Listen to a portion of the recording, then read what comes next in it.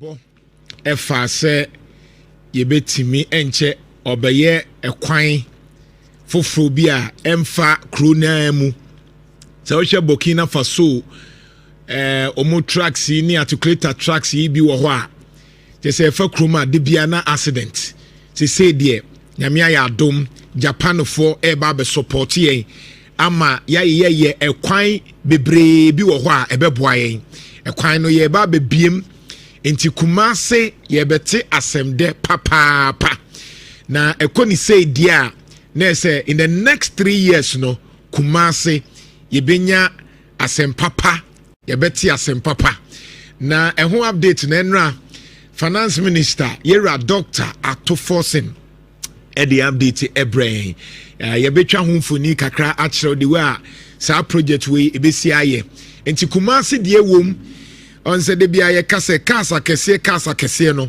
efa eye ehadwen pa enti oba Facebook a ye the pictures no to Jaika on se Jaika de Japan for enti ebefe the project for the improvement of inner ring road in Kumasi city enti ebedru ba bi no na obetimi enyinya shortcut udru adwoso na pese wokọ mampo ana wokọ awo efe ofri santasin so ba mpacho bra Facebook na behwe ade efe de na won se efe Kumase ebete asemde na aban so de aka ho enti ye kwan no obebiem ye kwan no o improve no na sika no nso aba enya afi na ebeba sika no nso aba enti Kumase ti na se wote ya King Zuba emetiase eye mayor of Kumase Kachere say ye wo road bi wo ho ase wo kwan no ho a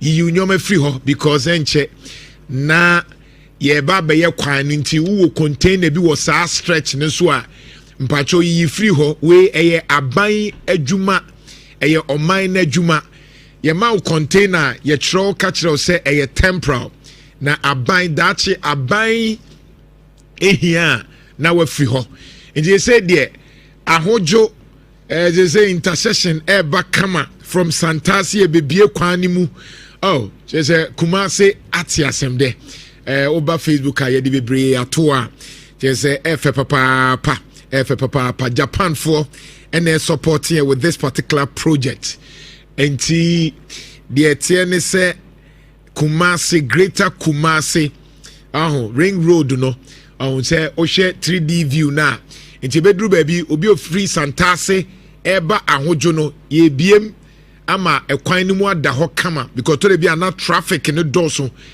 e wo saa ekwan no so nti update a wo ho a free Ministry of Finance enra yera doctor atoforsen ede ba ye no nti we die obesie atadwe yate asem a ede pa yate asem a ede pa in fact oko Dr. Atoforsen ne oh ade na efo mpacho mehebi Kumase be efo greater Kumase be efo ekwan ne ba be efo that's right any we dia asemasi enti mami kinkan Dr. Kasel Atoforsen on ninsema o share enra emfa Kumase de no ho o say I know you have been yearning to catch a glimpse of how the 3 billion yuan Kumase inner road improvement project will transform Osekrom. Well, the wait is over. So 3D nini alongside apart from we no muyan muntie on say me catchere will say enra chi me catchere will say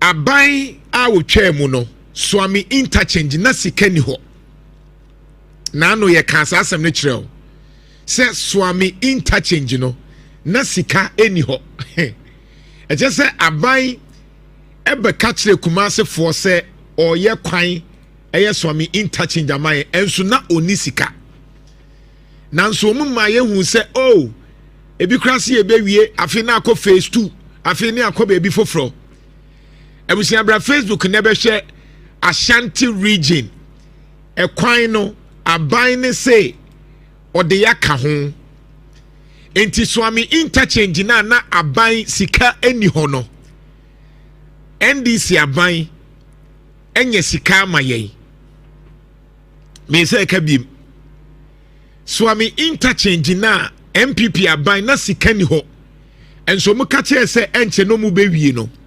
aban enye sika ma ya ma swami interchange kwan no ye ba be ye ni yie afen so ekwan bi didadida mantemo nso a Kumase fair share no yensa be ka bi sunyanefo phase 2 ne nso monso mo ka ho sunyanefo no phase 2 monso mo ka ho bra Facebook match on ye hwe bi ye nyina bra Facebook ne be hwe bi ye ka nsem na kyerɛw me ka kyerɛw sɛ we na ye so media uye ade a ebebo asanteman dia me pewa asem o media me pre enkoso ba asanteman mu because me sum sikadwa enti de open bibi pa kokotoko no ye nya na bro enti na no me ka kyerɛ wo sɛ ya to am MPP de nanso ope aban a oye Kumasi yi a eye NDC aban eye fact oye wuhia enye yi eye NDC aban from JJ ene ye eye atode bia ye pese ekohi empo ye papa kofo se mo be kaya in 2008 adie ba kwa ye de born so bo pa ne se Kumasi mpruntuo bebre wo ho a wantimi anwi ye papa kofo obi a wonim history bia no eduruma bi kra no na nkofo bu afu se okwa na wo akwa ye voter region yie na wa wu krom wantimi anye ye papa kofo ye wo bypass ni bebi a atamils ne ebe wie ye wantimi anwie dodo na etu pe project pa eye monumental a eye NDC abai onti ase amaka NDC abai ebusia de etie ne se aban ye rajo mahama hye ye bo Kumase for bo se ye wo kwan ni bi wo aye makasa kese ne mbefa krom de bia beduru araga junction na accident ye wo kwan ni bi wo ho a o mbefa krom eno ane se wo fam fikyire ho adwoso akire ho kofa mamponten pa na wokọ se wokọ esirema a wakọ afenso so ami interchange ni nso aban nya sika oba abeye Sunyani road phase 2 no obeye Konongo bypass MPP aban hyase sika ba sa bypass no nso oba betoa so afenso 45 kilometers Kumasi outer ring road eno nso ebe hyase na ni nyina kan apart from that nso muntie project na aban eba be yama greater Kumasi no de kan won ne se Comfortnochi teaching hospital na ya kan wansama kan na emire bi aban dada ni bu ya eduru ba bi wanya sika ntoa so no aban say sa project no ode ne nsa beka aye ho adwuma ama ye nyina yenya esomfa so afenso redevelopment and modernization of Kumasi Central Market into phase 2 no enso aban enya sika ye ba beye oh my idea yem priwomo say ni epe de ope bibia kokotoko no ye nya na bro ye rajo mahama nyankopon hyiraw me de eba infrastructure men dauto baako se okasa obesi a ye rajo mahama se okasa obesi a wo ye because we strength pa empo 2016 ne kura na enkoyi no 2016 na wa ban aye phone tantan time po na enkoyi no infrastructure there you were the best because 2012 they wan nya there 2012 to 2016 they only say amfa wan nya there ye nyina nim so wa kwa so wakomam nim say amfa because enyoma nan a wo kan ye 2016 no the ultimate ya there ba ko na say putting people first with the nipa bedi kan ba ko na say strong and resilient economy amemu ebe ya akono aye akono betimi do ho atwere ne ho so amfa transparent and accountable government corruption bebre amfa but adie ba ko a wo ye ade a sa nation builder no eye infrastructure development because wo time no Enyoma wudi gugu akwan mu no. Enti meme de se mete se yewra dwoma usu besi bibia men doubt baako because ubetimi aye. Why ye bi pen? Enti ye we de legacy. Mesra say omo hia ase ni nyina ma wani nkɔ yie na obi ankɔbɔ kronu bi ama ɔkyena nkɔ na nkɔfo contractors yi na ho nsɛm basa we de Japan fo na di omu sika aba sika ne gu hɔ enti mu make sure say akromfo emedim enkowie sika no na afei project no afei ye ne ye jai dabi mijiudi yerajo mahama mijiudi so obetimi aye abroso oti ase ye ma ye ni nwu ye ma ye ni enwu yerajo mahama ye kumase ade we na asantema be dawase me se ka biem se otimi ye ade we pa ma ye ya nana gonje ni dehye yera Jomahama otutu tatai Jomahama so utimi ya ade we maye ya asantema bedo ase asantema bedo ase ni ebe sori anopa na by 2027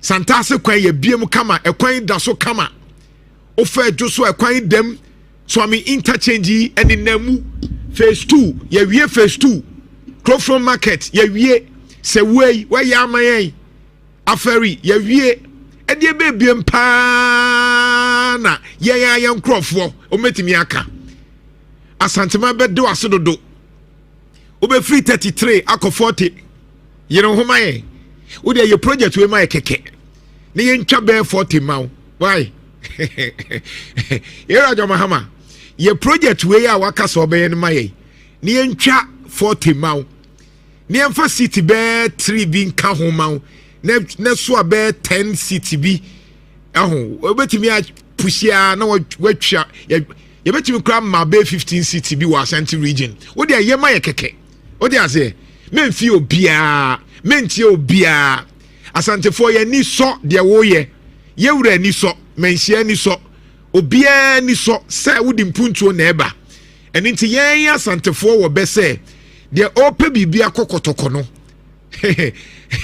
ye nya na bro ye pushi no nti media no pay eni gsm ne se so ami interchanger ye wura na akufo ado kan se ye ni bewu baako no se de ma ye ni nwu oho se wa ye project no na oba mi ankasa matumika sa da no me na me ye MC mentanya political MCs but sa project otimi ye wie a that day no me ameye MC mo pekura mamuntia meka na mababa dawase me amehye white oho so otimi ye project we ada beba no me amehye white na me dawase wie a me de me ho atoto form na maka se mo piao akwa pano kwafo wadi kakra hu nokre nti asanteman oho de obehye wa namu no na ye piano so ye twa ne be from 33 to 40 city na wenya 7 no ni ama be 10 bi yesefa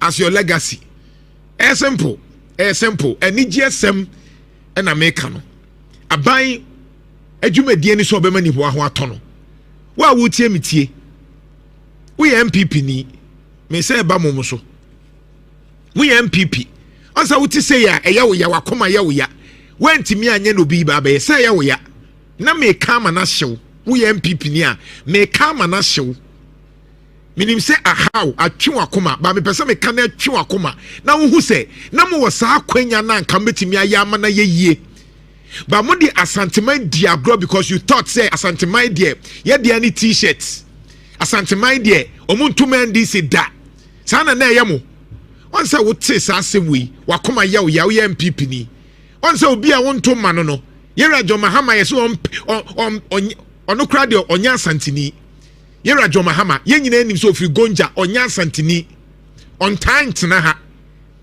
ejom na enwo ye MPP fo amuti sa adwom no ejom amuti mu no wo MPP ni wote dwom otamfo ye ma otamfo na ontoma no wo soame no oba be ye sa project we ya mawo na wannam so na ye ofe munya sa akwanya ne wa ha de bia ne e ka kire ma mo se yamfo ye Jimmy Franco Sa kwenya na munya ya de bia ne e ka wansam se kwa brifo ye hiampuntuo munya ye kwan maye o munya we maye mo se ye jimi mfa ye mfa jimi mfronko.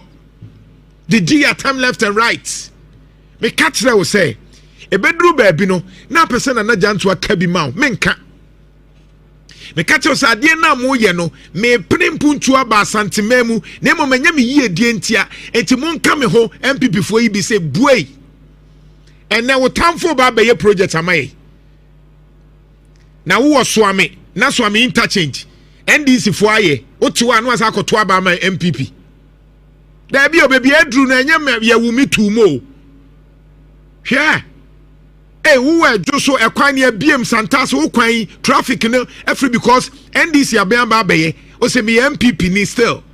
Say enye na wo kra so de tio. Se wo kọ na nanim bosomanim. Na ye bibi ma wo na wa ananase a wa eye ma wo makatro say mumma MPP for ensue nyansa no mumra 2032 se mo de MPP for ba 2028 a omumumo mi ana me nkrofo no omu de omu ye omu hui hwe de Kennedy Japan ene Dr. Bawumia nkrofo ye abronye di atem na Bawumia nkrofo so di atem party hwe de omu ye abronye di Kennedy Japan nkrofo atem Kennedy Japan nkrofo so di abronye atem na mu di Kennedy Japan atem na we di Bawumia atem party a omu pese atomo mu they say ye hu say Bawumia onim nyansa onka no kre onye credible MPP for me ati ase say Bawumia nye credible enti moto abama na emfa Kennedy Japan nkrofo ne kan yo Bawumia nkrofo nso aka che say Kennedy Japan onye papa na kuma hano odidi atem eye ni interest oye business papa bi no ba be baby edru no MPP party na gu enya akono biem MPP kofo party no enya akono biem hwede obi eka what is say yewra se edunketia eni Julius Debra obi e president o ma men kan kiro MNDC minimum mu president ase edunketia pebi Julius Debra pebi yewra eripoku pebi atofo so onka so be president o ye na na ye pianity ene de se okujeta abla konka so be president Haruna Edrusunsu pebi ba what is say NDC for omumpanyifo no mu penu obi edidi obi ho atem da bi what is say Julius Debra nkrofo edidi ase edunketia atem da bi what is say ase edunketia supporters edidi Julius Debra atem da bi na no mu mienu edi nkomo esre because party no ninti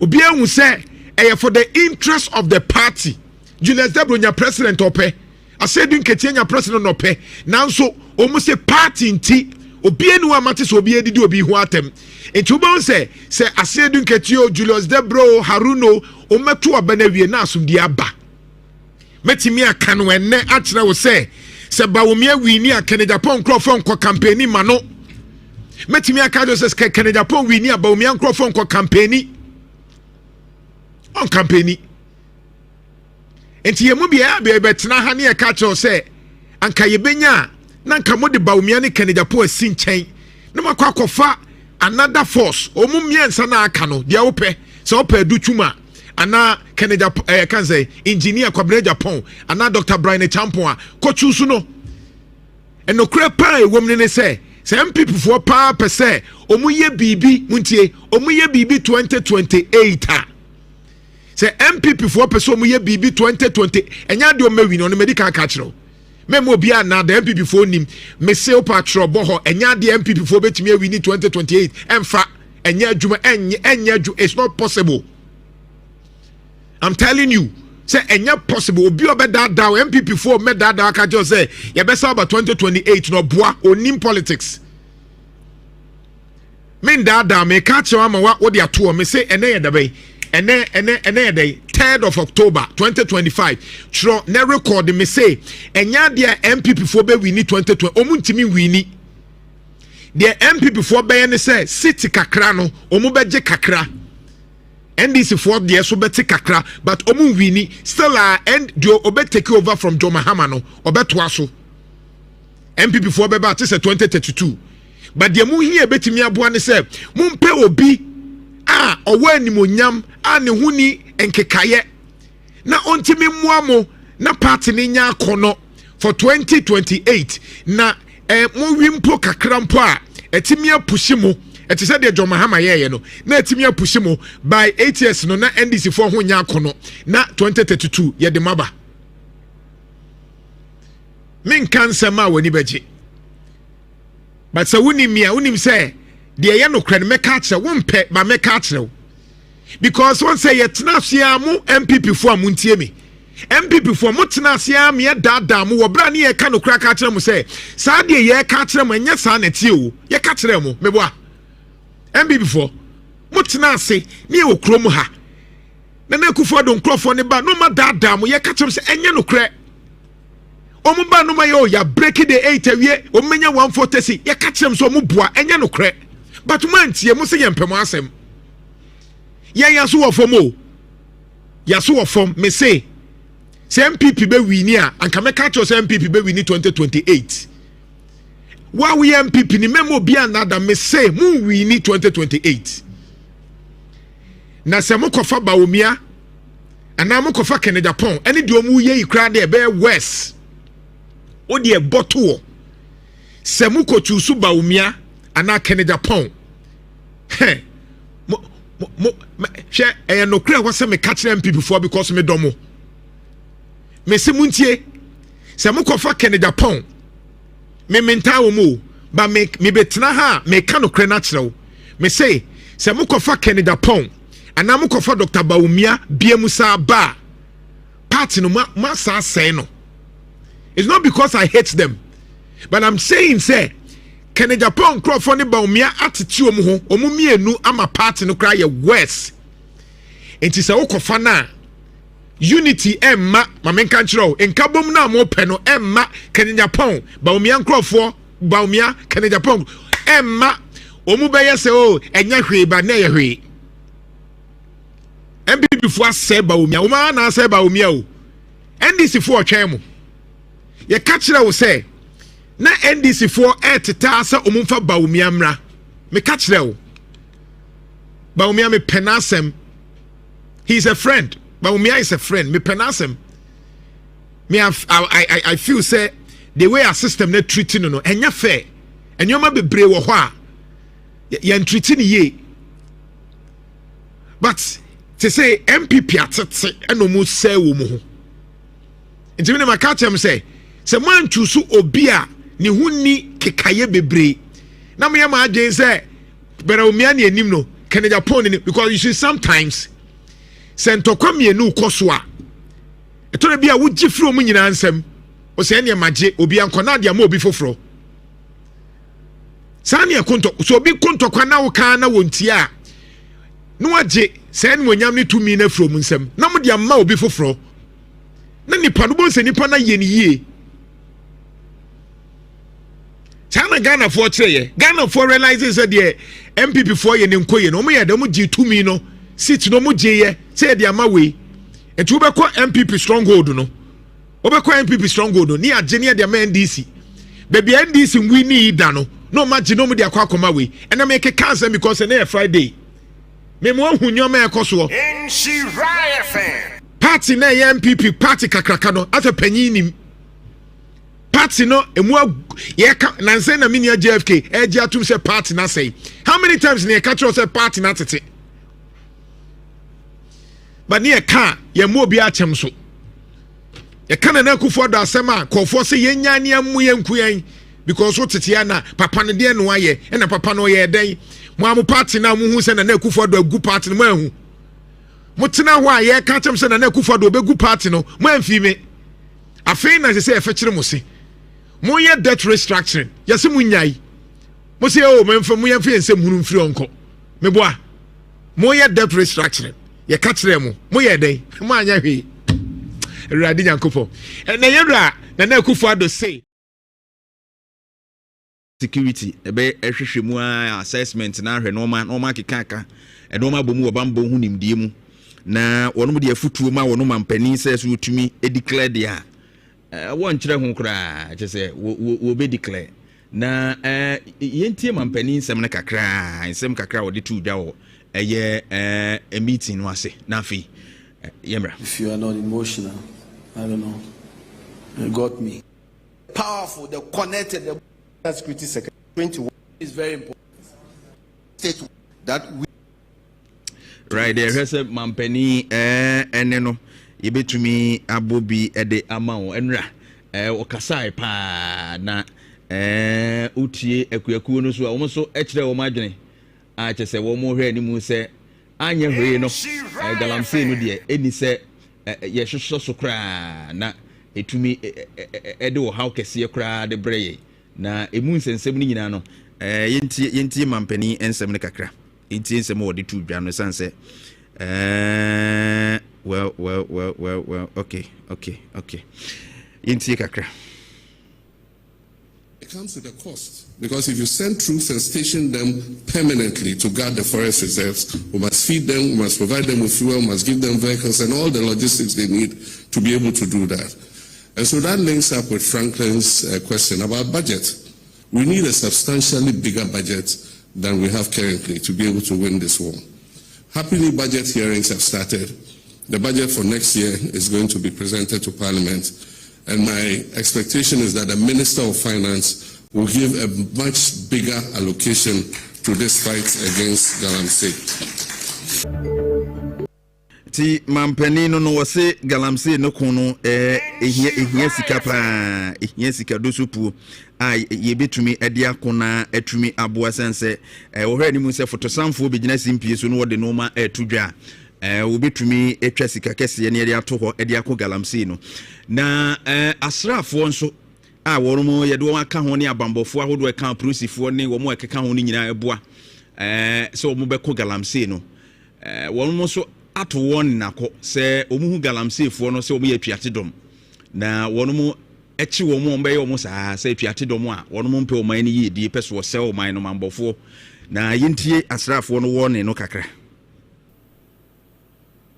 Get ready and be assured that they are the first or prime enemies of the state, and they will be dealt with as such. There will be no room for them to escape or to hide. NIMOS will smoke them out very soon. There's no resting place for them. They should get ready and be assured that very soon our waters will turn blue and our forests will turn green. We have already trained over 400 troops who are the first batch deployed or under deployment to sensitive areas. We will continue to deploy more so that we will all go to bed knowing that NIMOS is firmly on the ground and illegal mining will be a thing of the past. So all illegal miners, galamseyers, their financiers and our signs, beware. NIMOS is closer to your bases, and the forest will turn green.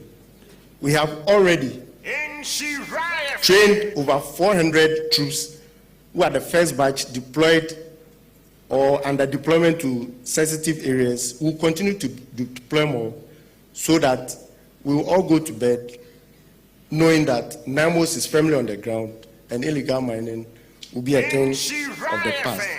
So all illegal miners, galamseyers, their financiers and our signs, beware. They are the first or prime enemies of the state, and they will be dealt with as such. There will be no room for them to escape or to hide. NIMOS will smoke them out very soon. There's no resting place for them. They should get ready and be assured that very soon our waters will turn blue and our forests will turn green.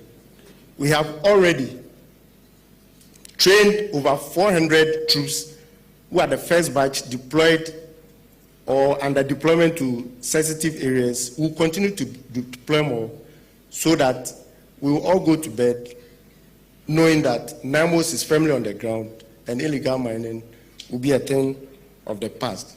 So all illegal miners, galamseyers, their financiers and assigns, beware. NIMOS is closer to your bases, and there will be no hiding place for you. Oh yeah! Come on! Insura 104.5 Right, Insura 104.5 and Ugusua Utin we Bambofua Yatu Omaguma Omo National Anti-Illegal Mining Operation Secretariat Naimus no Colonel Dominic Boa and Yatin Cancer no Eda sa Abambofu ya no a wono edi tiesi mu no akwahwese galamsey no yebetumi aboyensuo ene yensase ho ban edi afiri ho no ene yete ne nka no na mampani na wodi kan ete eni ameboye no na mampani ekire se behia sika paa ne yede ako na sika yede beko no enye asem ke 20 fotosamfo nhwe na budget ya yebeye kire no obehwe no wodi sika egum se beye betumi di ako galamsey no na ohwe mampani nsem ni tietie so a osanso de tudwa se wo mo a wo mo hye galamsey na se nyina no campaigns no obe locate wo mo na yamamra ene wo mo edi eno nso wo de tudwa say we will locate galamsey campaigns and bring them to justice na first of all any gisem I mean say mampani befre say civil society organizations no bia metre na dwene emfa kwan a yebefa so na galamsey no yetumi etu ase, and that is a good call. I mean ubehia na ubeji adwen so free afoforo ho no ye much better na ebetumi so aboa fight no, but then eyesika ene yede kokon eyesika said you work an investment asrafo mu kwa bambofo mu koi wono mo hwemu ene ade nyina so eyesika sem na mampani kana ko sika.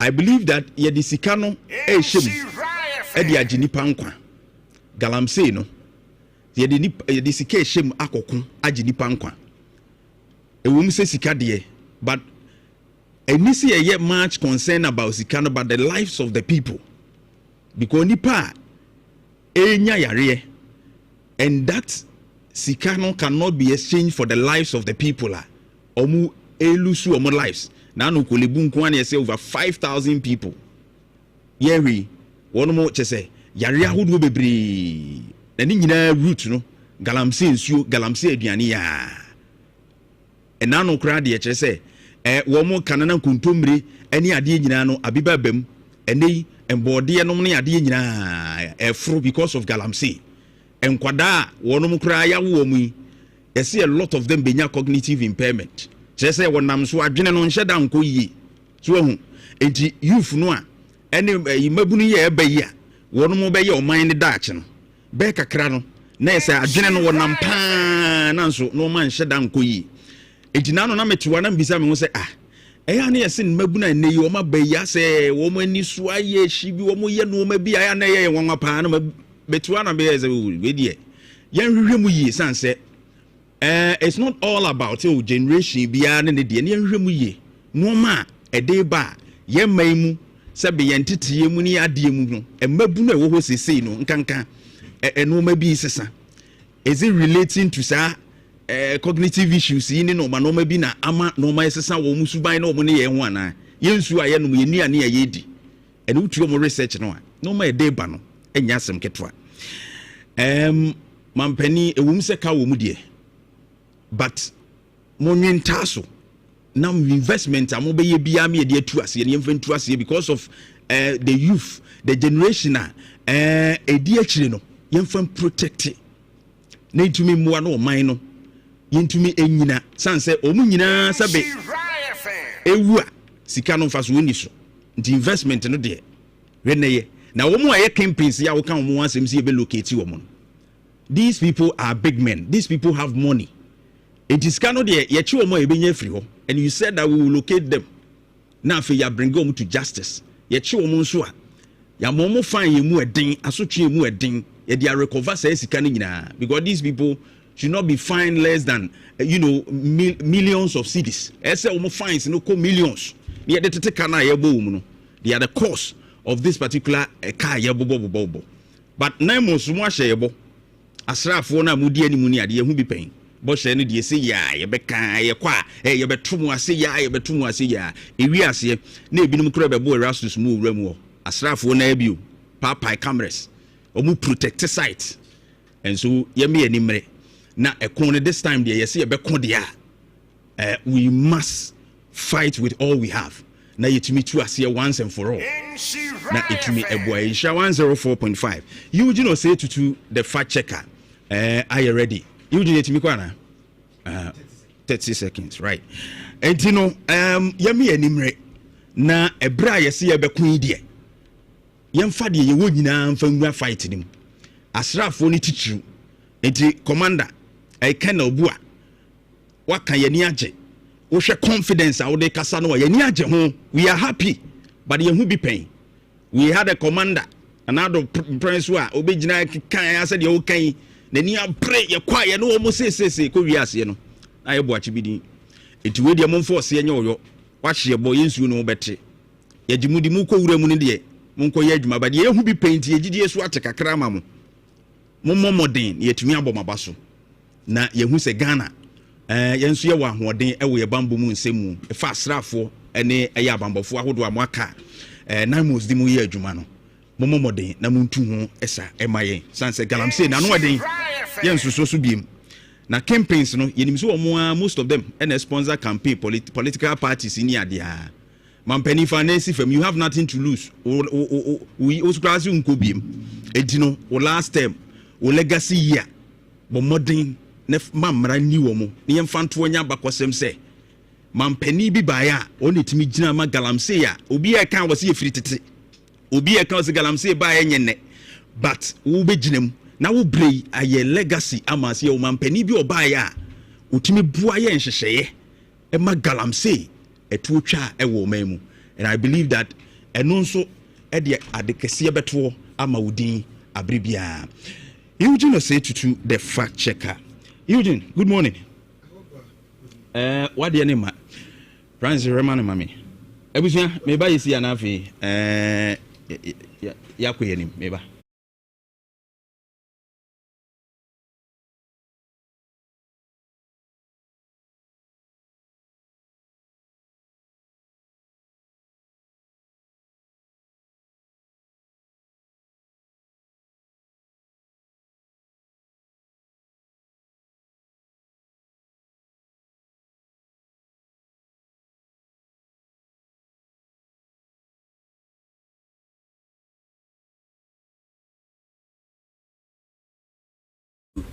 Matters of Galamsey. I am very passionate. Right. And me Francis Brawai na. And what me can me sound na ye na mu ye hye kakra. Behwe mame. Me sound na mu ye. Obeseti. Okay. Hye kakra bi na. Na ko kwanza makatro say on the matters of Galamsey there. Better. One. Better. But you know say to let me start this. Because an akokwa me there na fire. The last week na me ni ha. This week nanka me kobe bi ba na ese me gina na akokwa me be ka binti. Na akokwa me ha akokwa na interview no me say presentation me no na be ye. Right. Na akokwa you know. On the issue of Galamsey no, let's not mince words. Yeah. Na ene mebo brantie bi abaso. Okay. Mebo President Mahama baso okwan bi so. Ba ebi won so me ne nyadwen kwa, ne nyadwen kwa na akokwa me be che na akokwa si. Anytime I discuss Galamsey, I am a takas in each say. When it comes to Galamsey, any collective survivor, I mean you do say to one. Say what against a better game is me MPP ni me NDC ni na enutina ebebuma bem. Nani me nya one me emfa me ho. Let me say that preamble. Two, my brother Tim did so.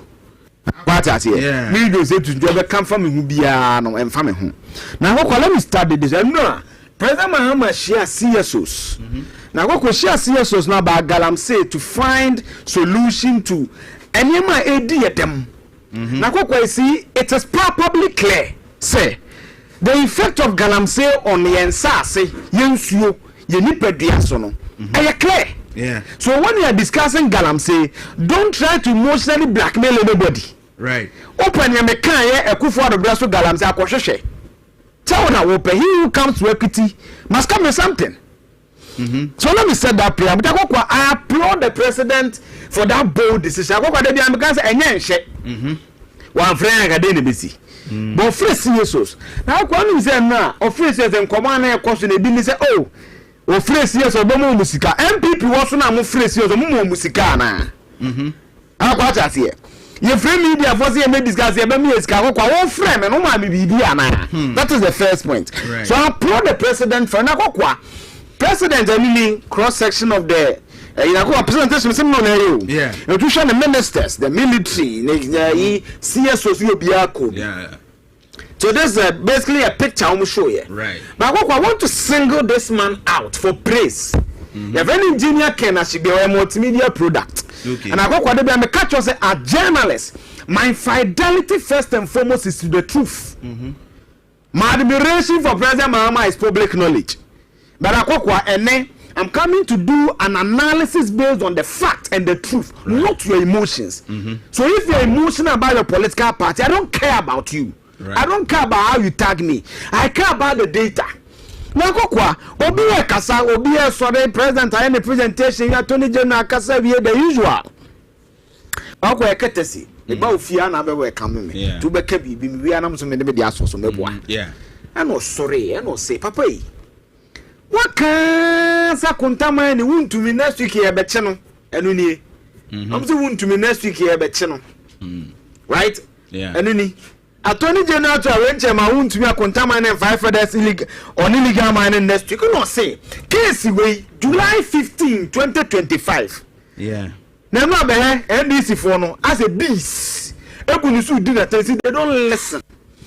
Because of their haste to criticize, their haste to find fault, full soldiers don't listen. Right. And they can't hear. Obusa President say, Iyoko investigation on 15th July. No? What has been the response so far? How 15 July then? Say 15th, no about August, no about September. 2 clear months. Yeah. You sounded 18 to almost what 3 months are you could. Sure. What if you on? It's not Konkobu Babanga Dia and I mean the answer day. They can't reason. And I'm telling them today I won't mince words. They can't reason. Because they listen to find fault. Aqua, if you go here no say ya bought MPCD, and then send this MP for Priscilla Valley, I bought for Galamsey. And then send this MP for win, I bought for Galamsey. 4 first state in a year research.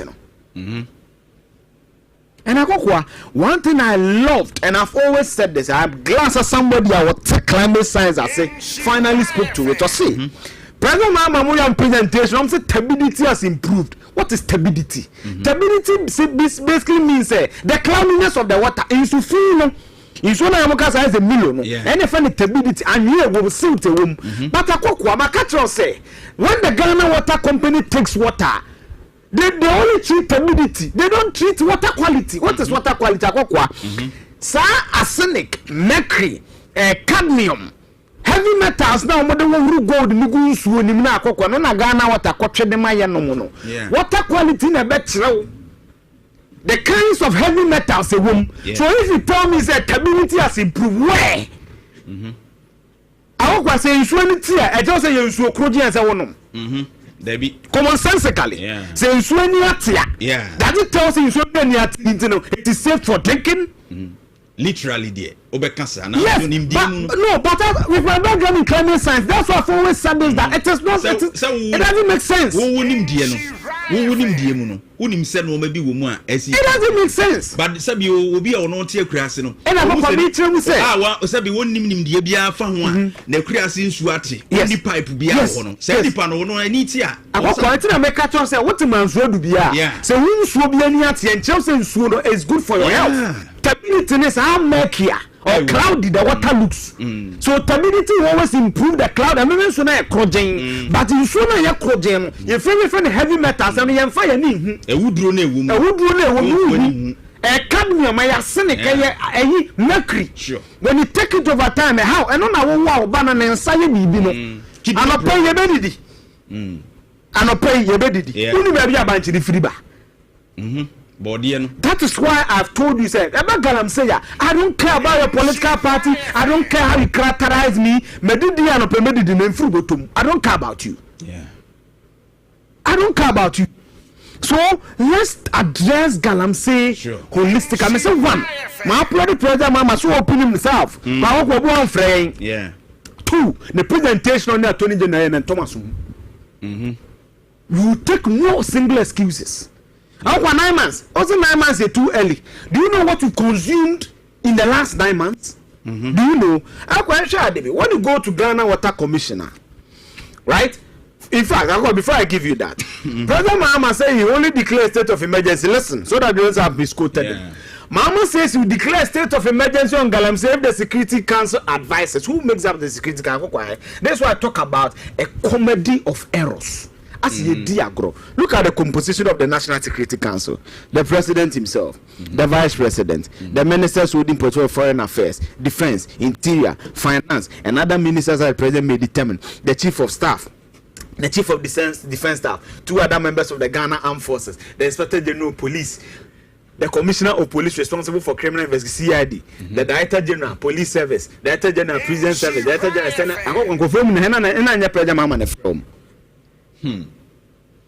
we've said that, and that's echoed by Engineer Kenashigbe. The state of emergency will give our forest and water bodies that space to breathe. My catcher say forest, Congo forest, and in India, we are world will be any it is a natural carbon sink.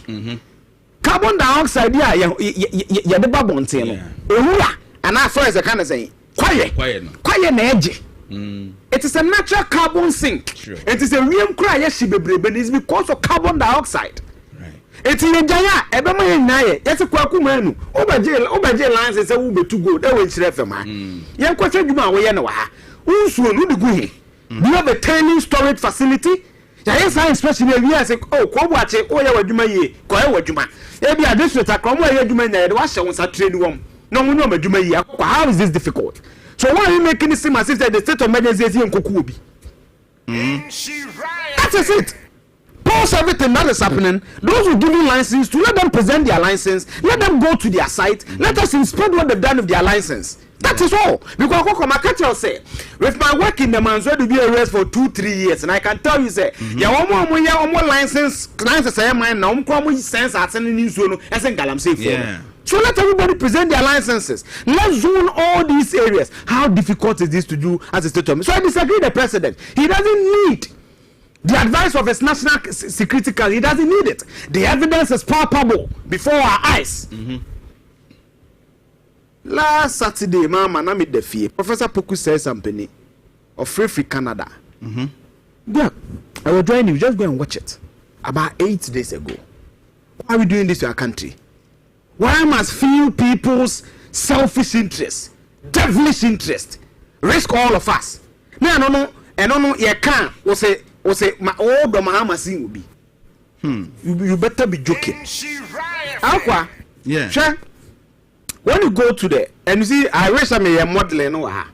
When you go to the water, when you go to the Commission on Water, since 2005. They go to our major water sources and classify them. Only 2004, 2005. Yeah. The last commissioner, the current member of parliament for Tamale Central, Professor Alu Disedu. So water. Oh, I don't know why they water resources commission. Yes, water resources. There are about 41 major sources of water. Bruno. A good water quality. Green no a fairly good water. Yellow no a poor water quality. Red no a grossly polluted water or unacceptable what? Water body. Water. Okay. Akwa hade. Otushema River Cobra na am pensi no. And no the agency mo red. Akwa look at it. Of the 41 water sources, only one can be classified as good water quality. Only one. It's me with data way. Now say me NDC journalist, me MPP miska. Why should I care about? You are not intelligent. And the old patch say out of 41, It's not. I say I wish I can send the link for people to download. So out of 40, yes. 41. Yes. Emu baako pe. Ena yesi etimi no. Eno ne good water quality. Good. Eno ne betumi anom. Enkura ko tro BC. Yemfa ne say. Wo ye teacher ni. Onkura ne ko tro BC the baako pe na results ye can say good. Na say na school na gu. Enti no. Sa situation we. Do you need a security council advice to say that situation ana? I think the reason why amanfo bebre no ano enhye da enti de ye kan ase na ebi no mudidi atem ne say they see some of the water bodies say eniate said na wo kan, and that doesn't mean say water na good quality said you can not awudro no wom and people will die from it again mamenko board no so when we say turbidity some kame meteorology climate and the department of physics turbidity, right? Yeah. Turbidity only targets the murkiness and also cloudiness of the water. Offensive. Now, what I have to say, Tia. Turbidity, I say, it is a sufinani. Right? Yeah. Now, by white. Nan kind of say, change what is a white. Yeah. Now, by white amount. And all of say, turbidity has improved. It was so be trained. I improve it. I am whiter. It just the turbidity has improved. Even that is seasonal. What does it mean? Akokwa. Since you toa, you will be a fan of one-offs. Yeah. It's just a car park here. Who's a mania? Yeah. But in so many I talk now, one if you baby are washing me for Nanyano, I be good chef from car park, a fan of run off. Yeah. So we can have Isua and Yatri. But one of it me a chia bebu and yabu. Sure. No, I make ya. It's and just that turbidity should be the basic argument. Yeah. What should be the basic argument is the water quality index. What that means in basic chemistry is that one will check the chemical composition of the water, the pH. Yeah. You are acceptable water, you know. pH if I'm not around to conjecture. You are alkaline water, you are acidic water to check all those qualities to make sure water no and soon I won't know papa. Yeah. It's water quality index, no. Right? And on ever check it the arsenic. Ti no na enhwe ani atenko. Enhwe ni atenko ekoma suko. Eti wuka setability. Akoko ma say metie you go say tutu hu mi say ya. Sa brantie me rasta kakra ni me say eti me ho ye. Ba me call am nam ko eh bonche onam an wo wi ni asu wo wi. Eti what time the sin ever train you you go say tutu mu ankasa. Obi kin ni na say. Obi kin analysis no no. No ana aka no. Water quality in simple terms goes deeper than the turbidity because what the eye sees is not just enough for you to come to conclusion say you should be here. It goes beyond that. Taste no crash. Yeah. So that is the water quality, and I'm saying that of the 41 sources of water, the Water Resources Commission has surveyed from 2005, 20 years. Only one out of 41 can be classified as good water quality. So ask yourself, November, me 31, 32 years. But say, in the last 20 years, what has been the sources of water? Ghana Water Company, no, so we do ya no any I will improve it ability. There's a certain professor on Facebook, Julius something USA on the news file, or say. Ghana Water Company only treats turbidity, not heavy metals. Unlike the rest of Europe, near there. Takwa Ghana Water is so never feeling any and Trevor say arsenic nim, and Trevor say mercury nim, and Trevor say cadmium nim. Nakwa had there. Look at our major source, River Densu. Aqua, Nina, fairly good, fairly good, fairly good. Aqua, yellow no, poor water quality. Raja Lake, poor water quality. And some River Densu, poor water quality. River Kanum, poor water quality. Pra, poor water quality. River Pra, Pra ne de. Osha if we have a pra in your eye. 3 way in your eye. Poor water quality. And this is mostly the central region. But unim, or no, or this in Rollins. Or this in Kudan Rajiman Rollins. Or this in Sebin Katia. It's your bottom see a becassim way. For the part in Waba, may say. What we did on Galamsey to President Kufuado, we will do it to even Jesus Christ when he become president in this country. Because my child says an existential threat from 2005. This is Ghana's scorecard. On Galamsey. When it comes to water. Water.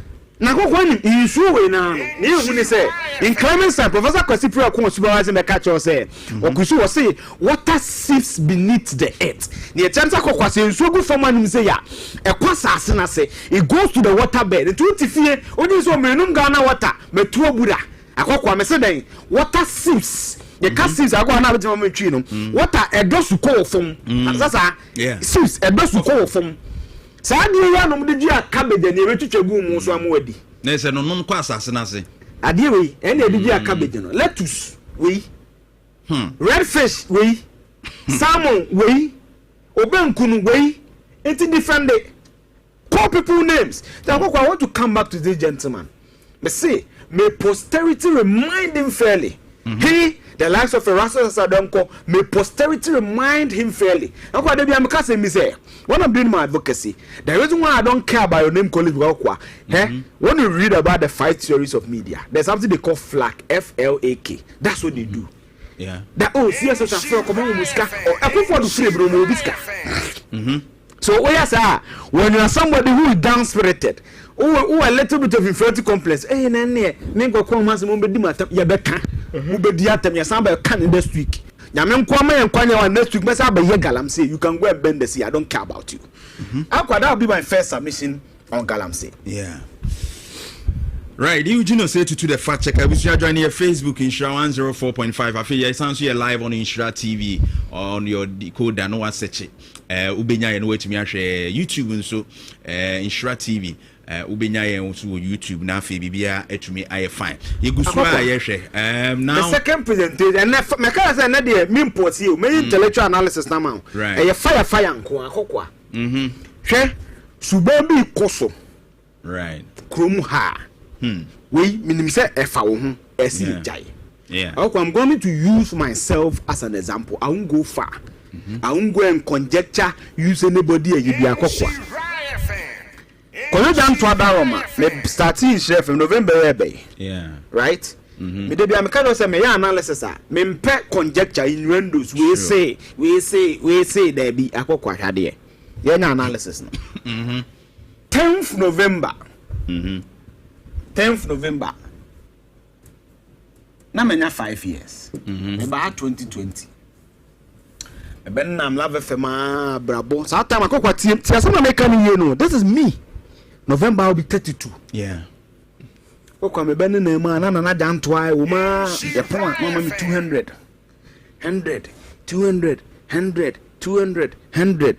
now see I'm a senate buy na me kofa document akokwa me nya me full employment status ye ka full employment just say abantua wo senate e obi bia man in 2021 ama HR at the letter na me 20 years something dey na me sign February me pay by team ye February na me pay by me question me senate no 2021 I wish I could have projected it but my lawyers told me say me personally I shouldn't project it akwa na 11 subsequent months na 12 but to share 11 months no some total na 12 na the value is the same right now say multimedia which is a private entity 11 months do I sign my contract somewhere 20th almost at the end of the month no they paid my salary they paid my senate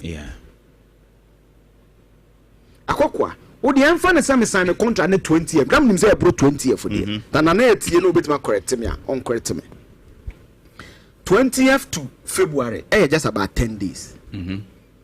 The private sector, the private man has been able to found a system that one of the staff is enrolled in just clear 11 days.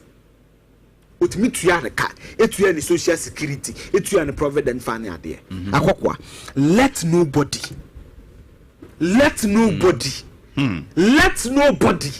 try and rationalize this nonsense.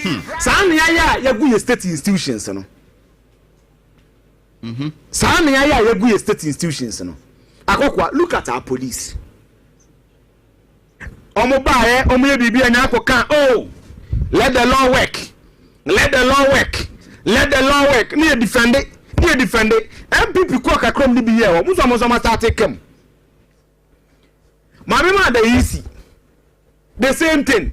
Bibion baby 4 good years. A geographical area didn't have a representation in parliament. We had people defending that nonsense in this country. 8 months in opposition, drawing news speaks to the chief executive of the then government, now opposition party, or say, Mahama Bay the Kukurantumi in Kabibia. Right. That's why I've always told you that when you are doing advocacy, stop your silly politics. And let's fix our state institutions. Yeah. Why is it normal? Say, you just say to let's sign a contract 20 years. Within the shortest possible time. I didn't articulate. Not just my salary, my senate is paid. Yeah. But you don't feel me teacher ni, akokwa. You don't feel me nurse ni. 6 months na pay my. 6 now, okay. And I question normal. Almost a year. And these people. Before they start me back, before they start be and then people name. I don't care about Kufuor, I don't care about Mama. I care about the life of this young girl. Akwa, you ni abetra radio so, you pontificate. Man, obako sorry na dama. Dama bono okay. What the correction thing are you okay? Yes, say blame omo.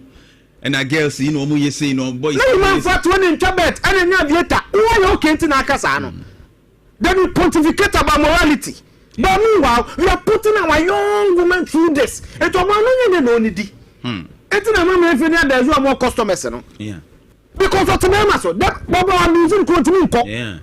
Akokwa na obia yadwuma 10 months into anaka you want to do you are a very stupid person. And you know what some of these nurses go through. What is this? Some get wow. Especially omo. I'm saying me no. Akwa na me pay a comment na ma. Yeah. I made a Facebook post I think about 2 months ago. You see, I get agitated about these things because I don't want to do these numbers. The last time I checked the Ghana Statistical Service, the average salary someone gets as a public servant in Ghana is just around 2,500. Okay, from any analysis no be TB. Okay, baby, I'm 72 bedroom na was baby I'm 2 de mansa na me too. Na me tua 300 400 Ghana cedis a month. Akokwa ma say 300 na say document abrabo. O tua 300 a month. Yeah. Or take this one so baby no back cost to a day. There must a even 20 Ghana cedis.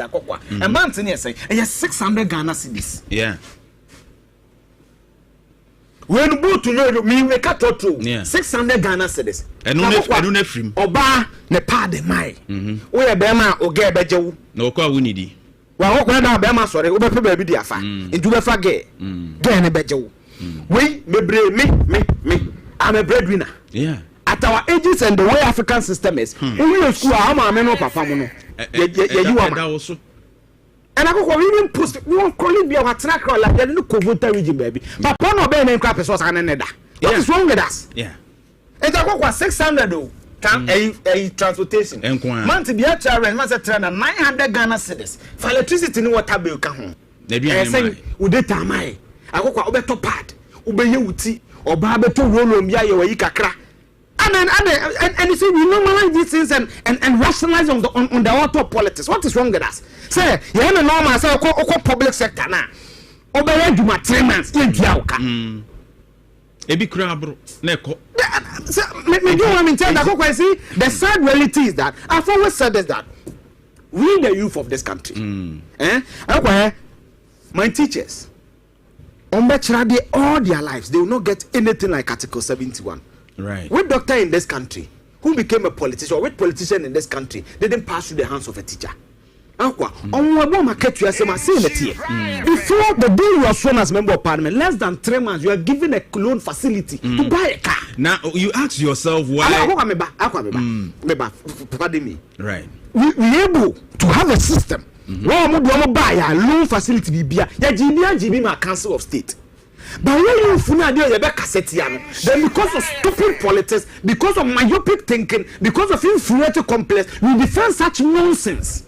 I'm not a teacher, I'm not a nurse, I earn more than they earn. But I myself fellow feeling. I got 10 solid months, so 10 months. You took one nurse in the bofu or board rep on the bofu.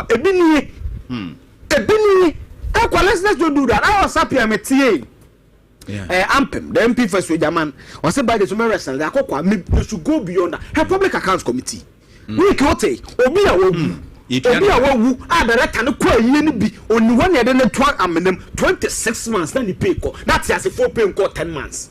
This is some of the public servants, no, only a corrupt politicians. I'm telling you, Eugene. 26 months, I got Obi a woo, is that a Tamensa on MP for Etiwa, Honorable Abnance? ebusan okọ ye ni bi osukodi obi a wakọ na yi ye tua ne ka 26 solid months not yasefo no 10 months the pain call ye then you see people defend such nonsense akwa friend you go say meja be breza do me bufu ntem I can't stop back some of these things. Let's stop it. And papa and President Mahama the term we is a legacy term. Yeah. He retreated what he said in the UN. Also he need to fix some of these things. It is not proper. Anything that the beyond many president Kufuor kono. Okay, GB papa na some okay abu for say Ghana card they say how many people fly? Passing to 10. You find a passing do kwa crab 10. Africa what nipa dey say convenient to anopai or nipa na wo tawo wa the Ghana council ni about travel.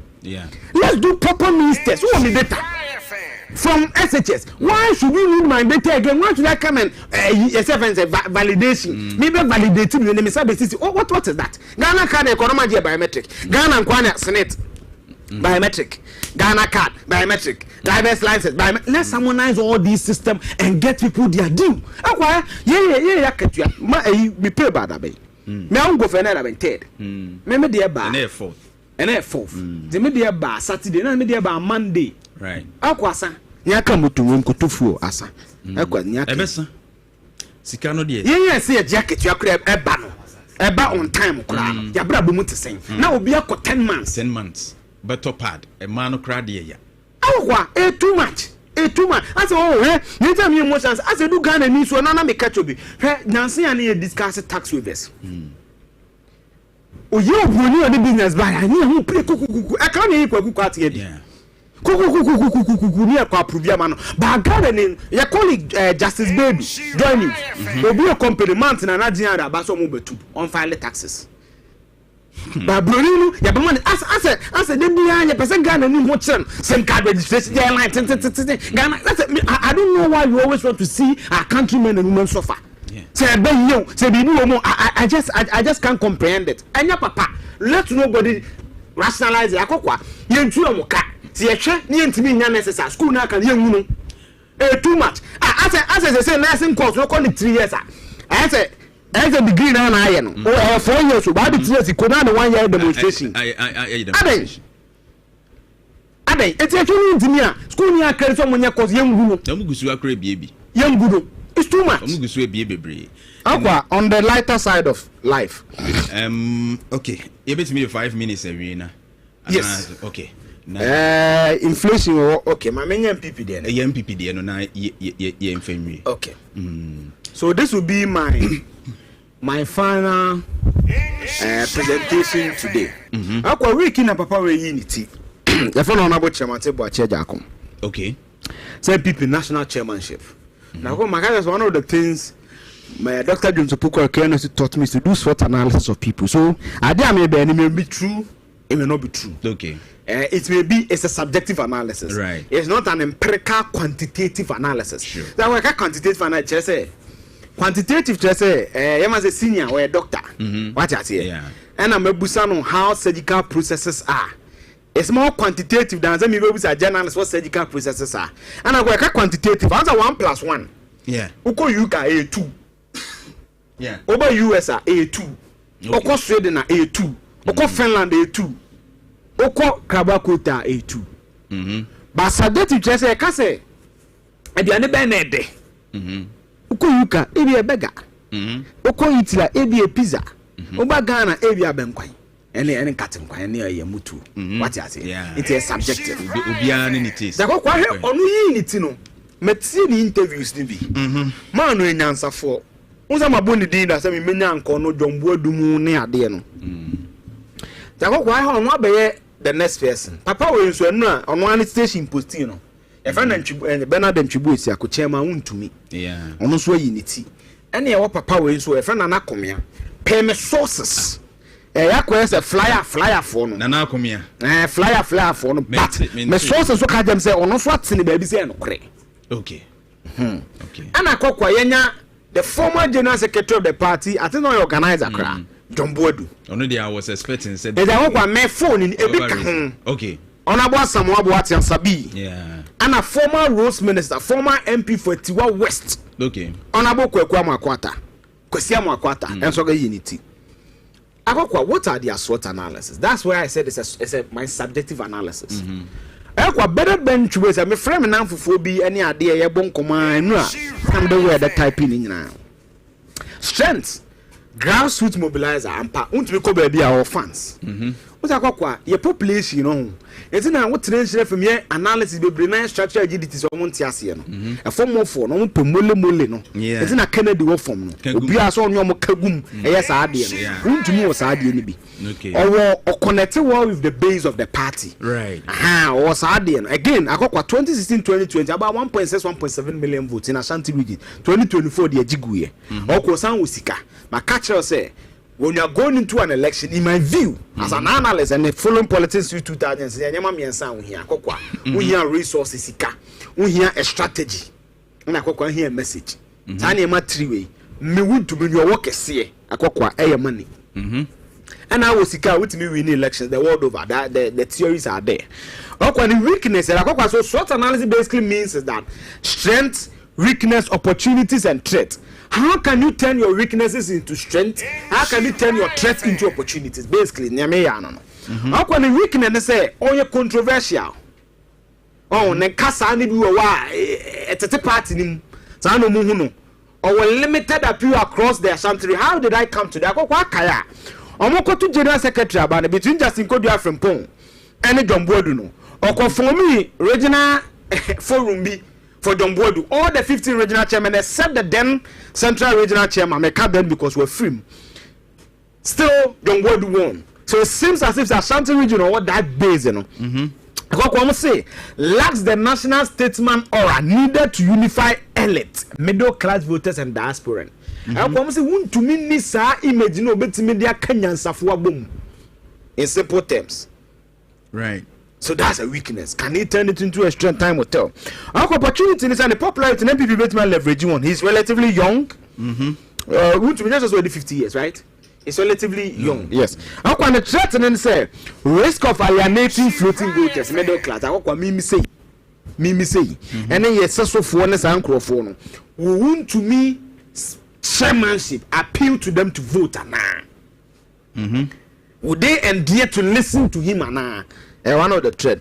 His style may deepen internal divisions. I got regional chairman here got 2 base will be any neutral. What I declare baby or where campaign. See, one of the weakness and right. I got the next candidate, John Boadu. Or say long administrative experience in MPP machinery.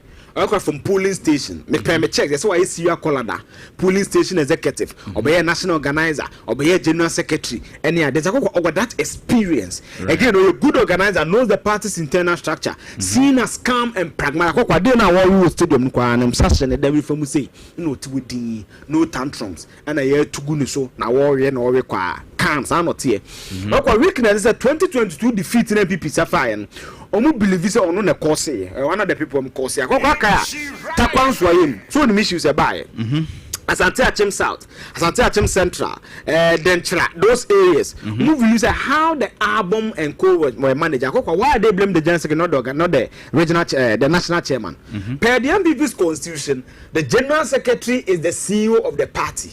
Right. He runs the day-to-day administration of the party. So the national chairman is basically like the board chairman, right? And the general secretary is like the CEO. It will report to board chair. No? But when it comes to the day-to-day, say no, it is the general secretary. Right. So they believe there are issues. No, opportunity here. He also could be positioned as a steady experience and to balance tensions. Appeals to party insiders and technocratic base. I would say, me catch us a can be beer. About John Boadu who are bad and I will be wo on one day me ni bibia because now to me I mean me will be kakra because how sometimes okasa research interesting. Also be put on the spot now. Me will be kakra. And the threat and say may struggle to inspire the youth and grassroots. Those why politics are China say on said there needs a grassroots and youthful appeal, no. And I say risk of being tagged as part of the old system that caused the MPP some popularity. so what am for blame ne say MPP that there be na the issues in the bar no kan ho akwa wrap na for in the next 2 minutes Boache Jako senior figure respected for intellect and international exposure. Right. Akwa his financial and political networks important or a clean record. Akwa say you design energy minister go kasa na UTV. Ya akwa na mabusa no intelligence many person go for need bibi aka. Onu na yes your president. No ma madwuma. Oso ntimi ne menya adwuma ni bibi aka. Onu obu be wo say obi otimi no yeso ro okawa. Efo abeti. No chance one come. Yeah. Mole fo ya no person o kire sen. On tesa. Weakness or say seen as elitists by some grassroots. As a grassroots for the moon is as a word on Kaya bro. As a bro for the Dawson. Structural rigidities, grassroots mobilization, grassroots reorganization. Our bro focus and Dawson. Almost say not strongly rooted in grassroots mobilization like Kukurantumi. A second energy minister remains a black one a very issue, very controversial issue. That issue can come back to affect him. All right. It's also another weakness that they see. The threat in no some can see as a at the end, but opportunity is or a good communicator. Or yes, uncle for now, Oka Sonko Kasam PPA. For us, could or be cutting the assembly back there, but yes, uncle for on yes, uncle for again. Or appeal to floating voter. Me say, pay the current stock. Me people, they come and talk about me, go to come at one. Aha. Me pay obi otimi ne me intellectual eza na me pay kwamna Japan wa ha no ko party no ba bia koduru mu nyansa fo what I say they are be kan nyansa fo nyansa mo maka ne sebo mu nim nyansa they are strategists they are thinkers it's not bad to have thinkers there are people who are thinkers but who are not leaders they are behind the leaders and they think for them but sometimes I pick example like Buhari.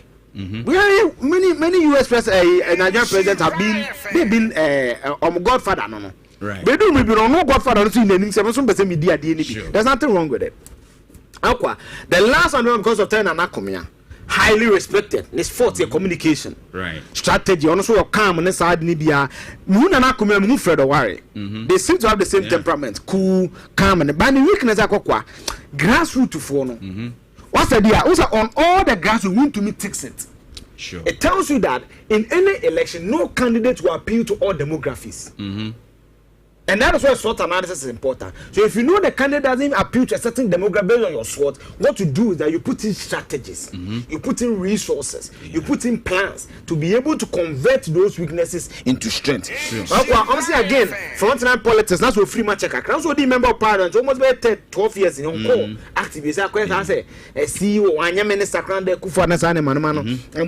this is the SWOT analysis. I believe, say, these are good materials. I think say what chef from MPP, my memory serves me right. Omubenya the first chairman Darocha, Omubenya Alajete, Omubenya Odoi Size, Haruna Iseku, Peter Macmenu, Jekotan Otanko Bechabelamte, Omubenya Paul Afoko, Omubenya Freddie Blay, Omubenya the current one Rera Stephen Intako, Kwahedia Mabubu dia. A do contest with a tough contest. Sure. We will be winning the MPP party. It will not reduce the MPP. And I think it's important that sometimes when you're in a crisis, you don't always have to go for popular people. Some of the candidates, Ebinsu believe say when they come to steer the affairs of the MPP as chairman, and also the assembly, it will bring the image of the party down. Also, attitude, no character be affect the party. No, it's not all round. They say they are all cool for that particular, based on the level of tolerance to issues around. I mean, the political space and all that. Sankrofono, is a bit maybe people feel that a year. So much necessary should be focused on that because almost such people now. Such people are. As being more emotionally, tolerant to certain issues. Nobody is going to Mabovidi. Okay, critical analysis. Ya come in album. Edru ha ye beka. Ejendru ho. Ti person am correct. And how can the strategies Robin Famra. But TB. And what they say is that a binum character. And no maybe on my year. And you mentioned within the weaknesses. Omu nyina no. As you said, say who omu so better fit for the position. Some have different opinions. Yes, and we shouldn't conclude on that. Say omu nyina a better fit. No, Ninta Mekas said they are all better fit in this because when it comes to grassroots, want to meet you be a dear. Pay analysis na yewa. But what time is I can say no candidate will appeal to all demographics. Right. So the reason I'm saying better fit is that when you aggregate all of them, they will appeal to several demographics. To say about Cheja come say me some support. How many people know about Cheja? But which will save the image of the party. And I mean, you are idealistic. You see, you are idealistic. What do you say? Ideally, that's how it's supposed to be. But the party people in Fuji don't think like that. You see, they are thinking of so Obu Musika. Obu to be a tuomuka. No, but if you mention say no any person who gets this would uplift the image of the party, and I'm telling you that people have different opinions about these. Generally, within the MPP. I agree with you. Within the MPP. Yes, I agree with you, but I'm saying that it is an MPP contest. Say presidential contest, it will be different. So whoever wins carries the party. Say and now yes, you get it. And you said that any of them is best fit to lift the image. Okay, and you disagree because of certain when you go outside the party, yes, there are certain candidates. How come people don't see them well? Say, Omu Lydia. You see, let me do PR for Wontumi. As a strategist, what is done in Ashanti region? Someone can say that the 2016-2024 elections were outliers. And that he can entirely be blamed for it. Some people say, so many years, come to me, going to your work as a car. Mobilization moment to meet your car. Okay. Omoko National call you Yibima, Prime VTR 5. MVTR 3, MVTR 4, won't mean yes, I'll be more miscom. So that's what I'm saying that we should 3 pillars now, may suggest now. Finance. I agree with you. What the mini problem? No, I agree with you. I agree with you. I'm saying I'm agreeing with you. When you conclude, I'm agreeing with you. Say all of them. You are right. Best fit to live the image of. You are right, but I'm saying that I will disagree. No matter who will come, there will be reasons to back the person. But all idealistic thing and audience are real. I mean, these things are no Ghanaians. Next week inflation. Sure, right. Thank you very much. You know, say to the fact checker and Otene Kano. Edru baby as I disagree. Near Kuyadim. Ishra 104.5. Where you Kukurantumi. And some of the comments here, Kwame Mawuli Benjamin, democracy is the biggest crime against blacks. How do you justify someone not being paid for 10 months?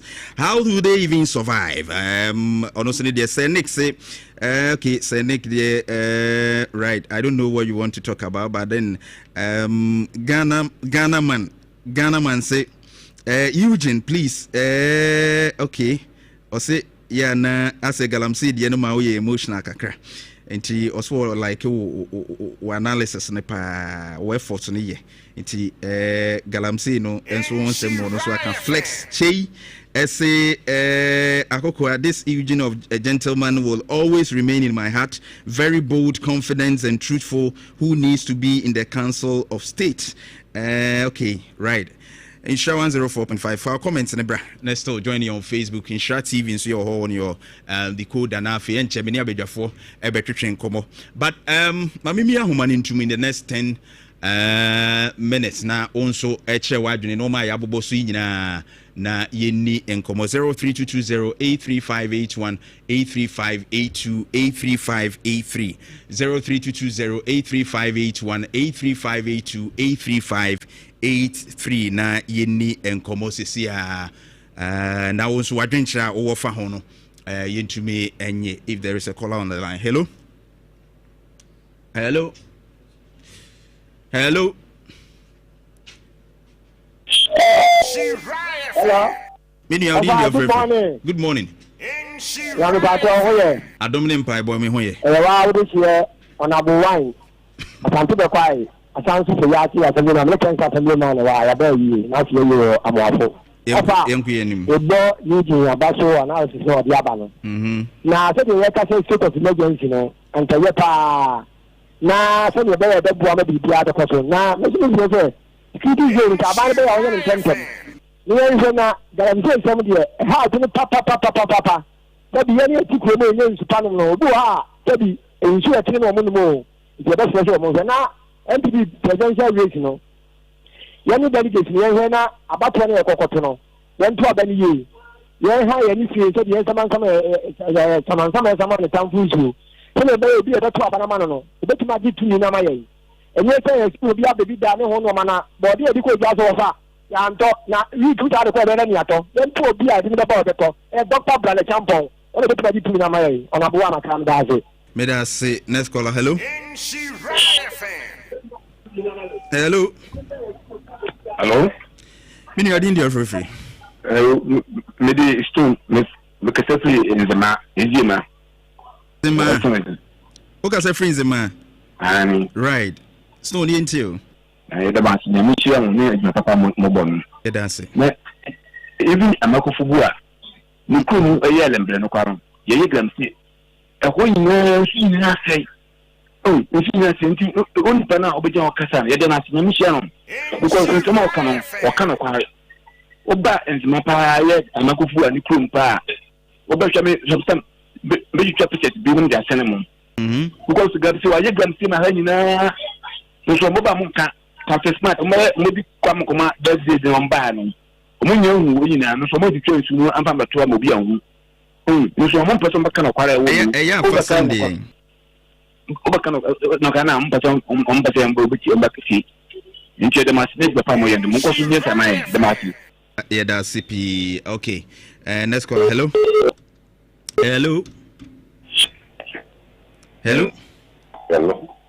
Bini adin dia free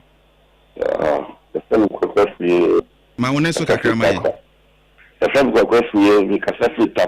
all right, into you. MPP presidential race now more.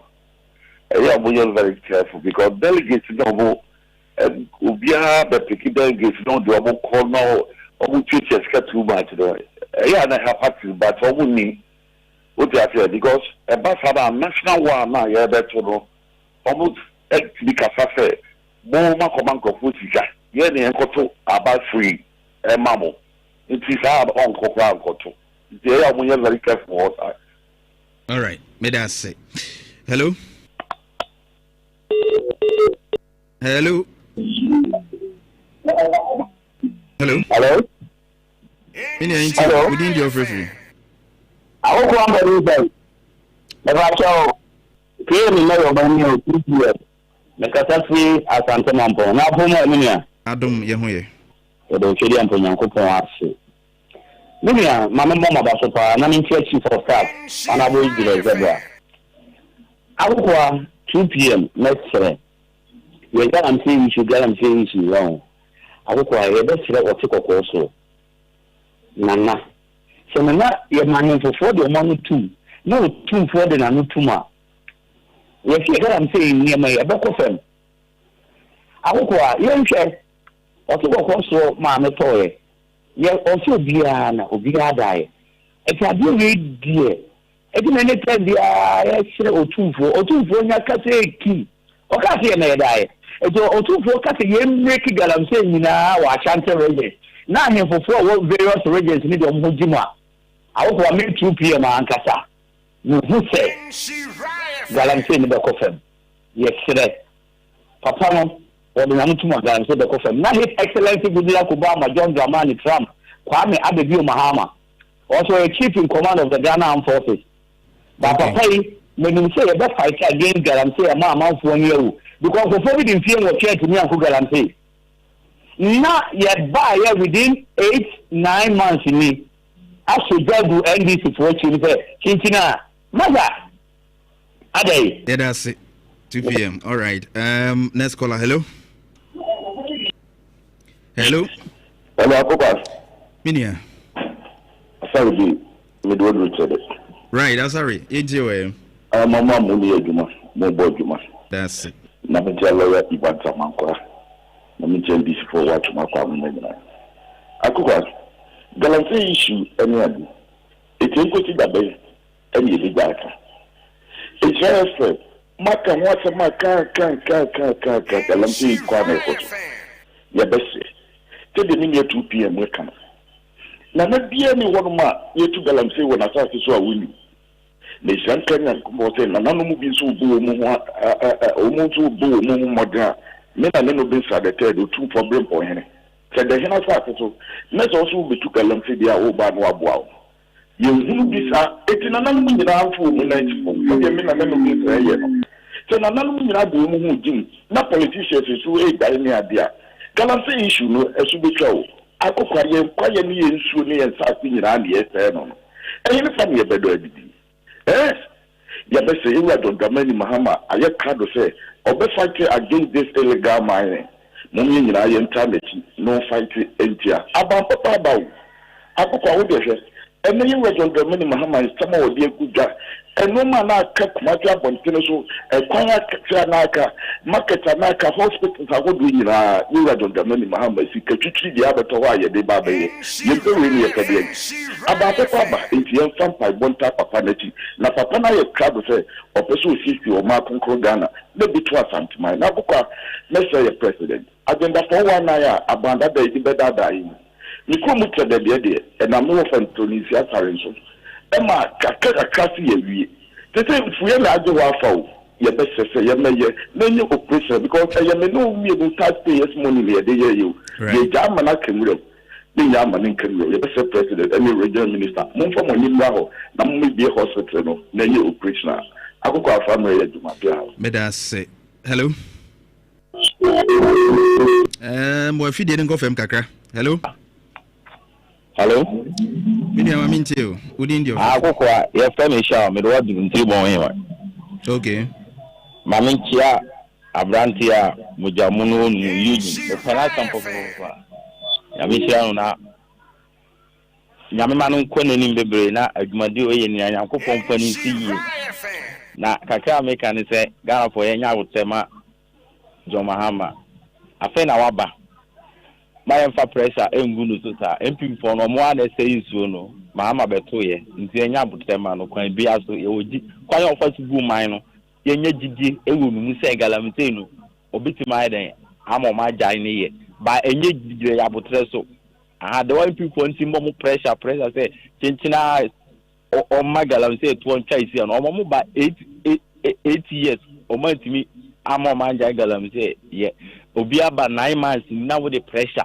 Say Chinchina on Jagalam say or more Monjaya, any Yabutemano, Coco Bomo Kai, also Coco, what to Mamma is over near you. Yabutem would you say, Mahama Bayama Galam say, or my Jay, or Ghana, I say, I hope I'm dancing. Right, means me dance. Hello? Hello? Next caller, hello?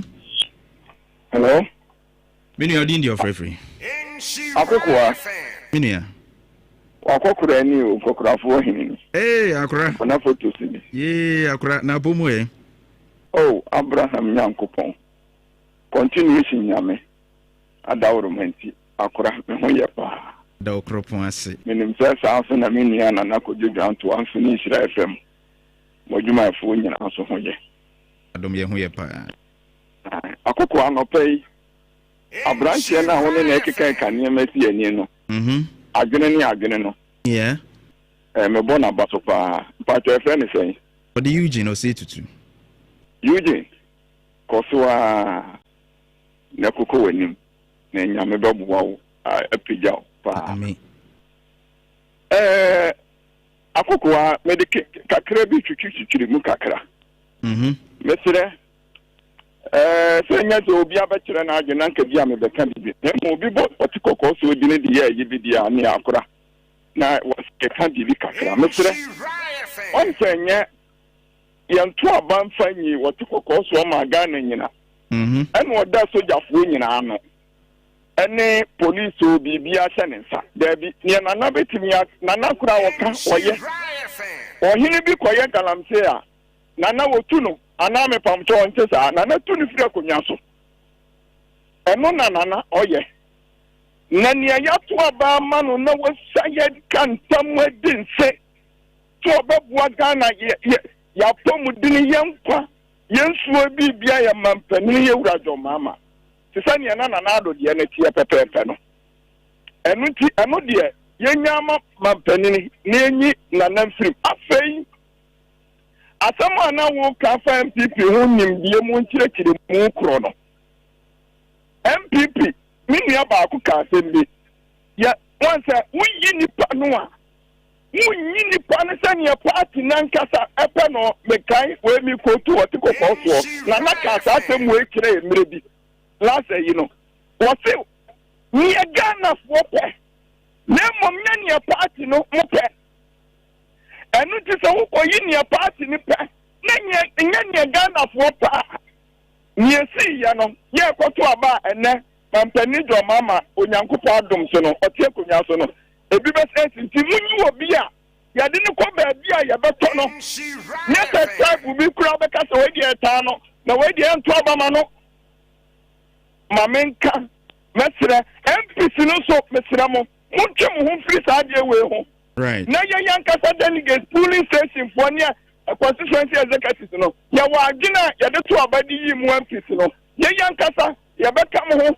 ne yɛyi presidential yi na mmom monkyerɛ sɛ sɛitei ɛde mpapaamu de ba na nkɔba sɛ neɛsii yɛwura lankɔgye kyerɛmaten so no ebi ansa nkwa nkɔsi biem ɛyɛ sɛ party no magu no yɛwura ka ne deɛ Japan awurade nka ho yɛda CP ma memfa 2 more calls na yɛmfa si hello nana media wodin deɛ ɔfrɛfrɛ na Abraham wakasa free ɔboase kyekyerɛ right Abraham yɛnti o yɛda wase ne program a moyɛra no pɛ metie mu paa yɛdas ɛme sɛ de yɛnnua no kae na asase no yɛ nananom dea ɛnyɛ president dea nananom ne si hene president kɔ president ba bɛ nananom na tia asase no so yɛhwɛ sɛ afa ne afa yɛ kookoo na biribi si ma sɛ yɛfa nkɔ nananom hɔ na nananom atu mpanyimfoɔ kɔ hɔ nti so deɛ ɛkɔ so nananom nnim anaa ɛwɔ mu sɛ abaa no so wɔ ko deɛ ɛmfa abaa no sɛ deɛ fa nananom no sɛ ba deɛ ɛdeɛ nananom ne ne nkɔɔfoɔ na tia asase no so ɛka wɔ mu asa na aka aban no nti sɛ wodi kan ko deɛ a ɛbɛduru aban no anim ama aban no asɔle ɛnanam sɛ bɛyɛ hwɛ han ebi mu kɔtɔ asase kɔ so yɛnkɔhu nananom asase wura no ɔbɛte yɛkɔ nananom hɔ ɛdeɛ nti na ɛsɛ nananom no mu hɔ hwee yɛda m ase na monkɔ mu yie wobɛhu deɛ yɛka no so yie right hello akokɔa menua na wawakyɛ megye wo so obiara ne masti ɔdwantwi ne kasa fitafoɔ akyi Eugene na menhyira wo paa Eugene bibi wo mu ate na menhyira wo yɛ member of NPP Media Patriot amekyɛ NPP Media Patriot na mekyɛ wo super policy ɔde bamba so tie na mɛsrɛ mɛsɛ Ghana fo nyinaa sɛ pɛsɛ Ghana kɔnkan a ma bi wɔ hɔ no no na education minister ɛfɛ na ɔsɛ wɔde twum hwɛ Ghana fo mo nyɛ sika sɛ mu delegate mu tie ma yɛ foto kɛsɛ na mede ma mo ɔsɛ wɔde twum bi wɔ mu paa man no di Ghana fo mɛsrɛ yi na mfa mpa ɛbɔ ntan akyi sɛ pɛsɛ ɔman no kɔnkan a we nya gugudo sɛ mu we papa tapa na yo mɛsrɛ ɔsɛ nyame mu kwani ɔmo mo kɔ contest no ma menka president ayi yɛfɛn sɛ Kennedy no ɔnyɛ na gye sɛ ɔbɛdi president ɛno bi nwahi ana ɔbɛsɛ ɔbɛdi president ɔsɛ wɔde twi yɛbɛsɛ yɛ Ghana yɛfɛn kan paa deɛ a delegate mu tie na mu tie ni yie wɔyɛ second kofo na ɛde ne ba no mesrɛ yɛfɛ ɔsɛ wɔde twi mu la na Ghana nkɔnkan ɛno nkɔ no bi na menka ho right don't count so ho last caller hello akokɔa menua maashe megye wo so midwadu so abema bali media ni Simon ko right akopɔ onhyɛ ma me sɛ ɔkonya nkyia me champion chamana na kwasi na me ana ona bosada na anɔpɛ galamsey nsɛm ni nyanam bi abɛka bebree deɛ bɛyɛ sɛ yampatom no ɛnhyɛ na nanom nsa na ɔmo na timi me kae sɛ bebree bi na me wɔ tepa ekura bi ase ahyehyɛeɛ na brɛda bia na nano sɛ ɛmɔ ukɔfom a nsɛnkyɛnne bi bɛsi ama wawa ho nsa bɛsrɛ sɛ ɛno no yɛmfa ma ɔmɔ na yɛnsa mfa mpaebɔ ɛnka John Dramani Mahama ɛne regional minister ɛne mpanimfoɔ a wɔahyɛntema ne titiri project hodoɔ a na mede Thursday ɛka agyana wawawa a ntipifoɔ de dana agyanefoɔ wanan no ɛne kurofoɔ market no ɛna som interchange no na nka yɛmmɔ mpɛnta papa yɛkyi na saa project wei nyinaa yɛnkɔ no 4 years computing nyinaa ma asantema a yɛmpɛ sɛ na ntipifoɔ mo yɛ dɛ ɔmo ntena opposition kyɛ ma menkyia nea mede gyina minister baako pɛ and me papa baacham for regional secretary me da say akokwa nyamenka.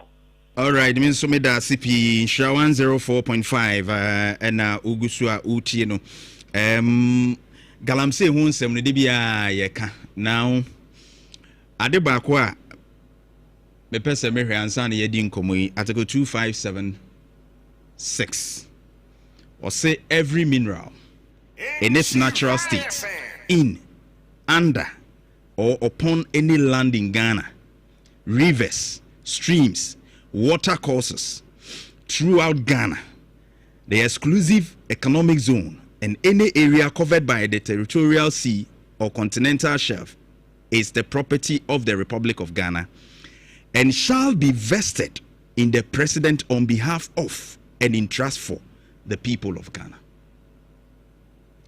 Enti egudi esha asase ase no.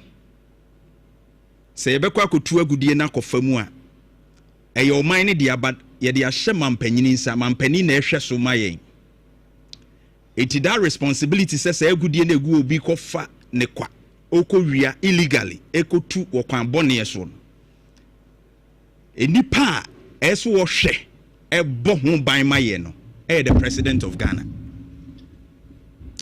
Uji timu amoye na ena hemfo no na say na wo bo ahemfo na chi ni pese wo hwe the president of Ghana. Tis wo hene kura agudie wo na asase so a enye so wo ye ohene nti obetumi atu afa wo. Aje se o man ni mani tumi which tumi ni nyina wo mampani nsem. But if we can win this fight, nano na me ameka se enka mampani mfra ahemfo ni nyina no mu nhia se ahemfo de adure de mumwa me.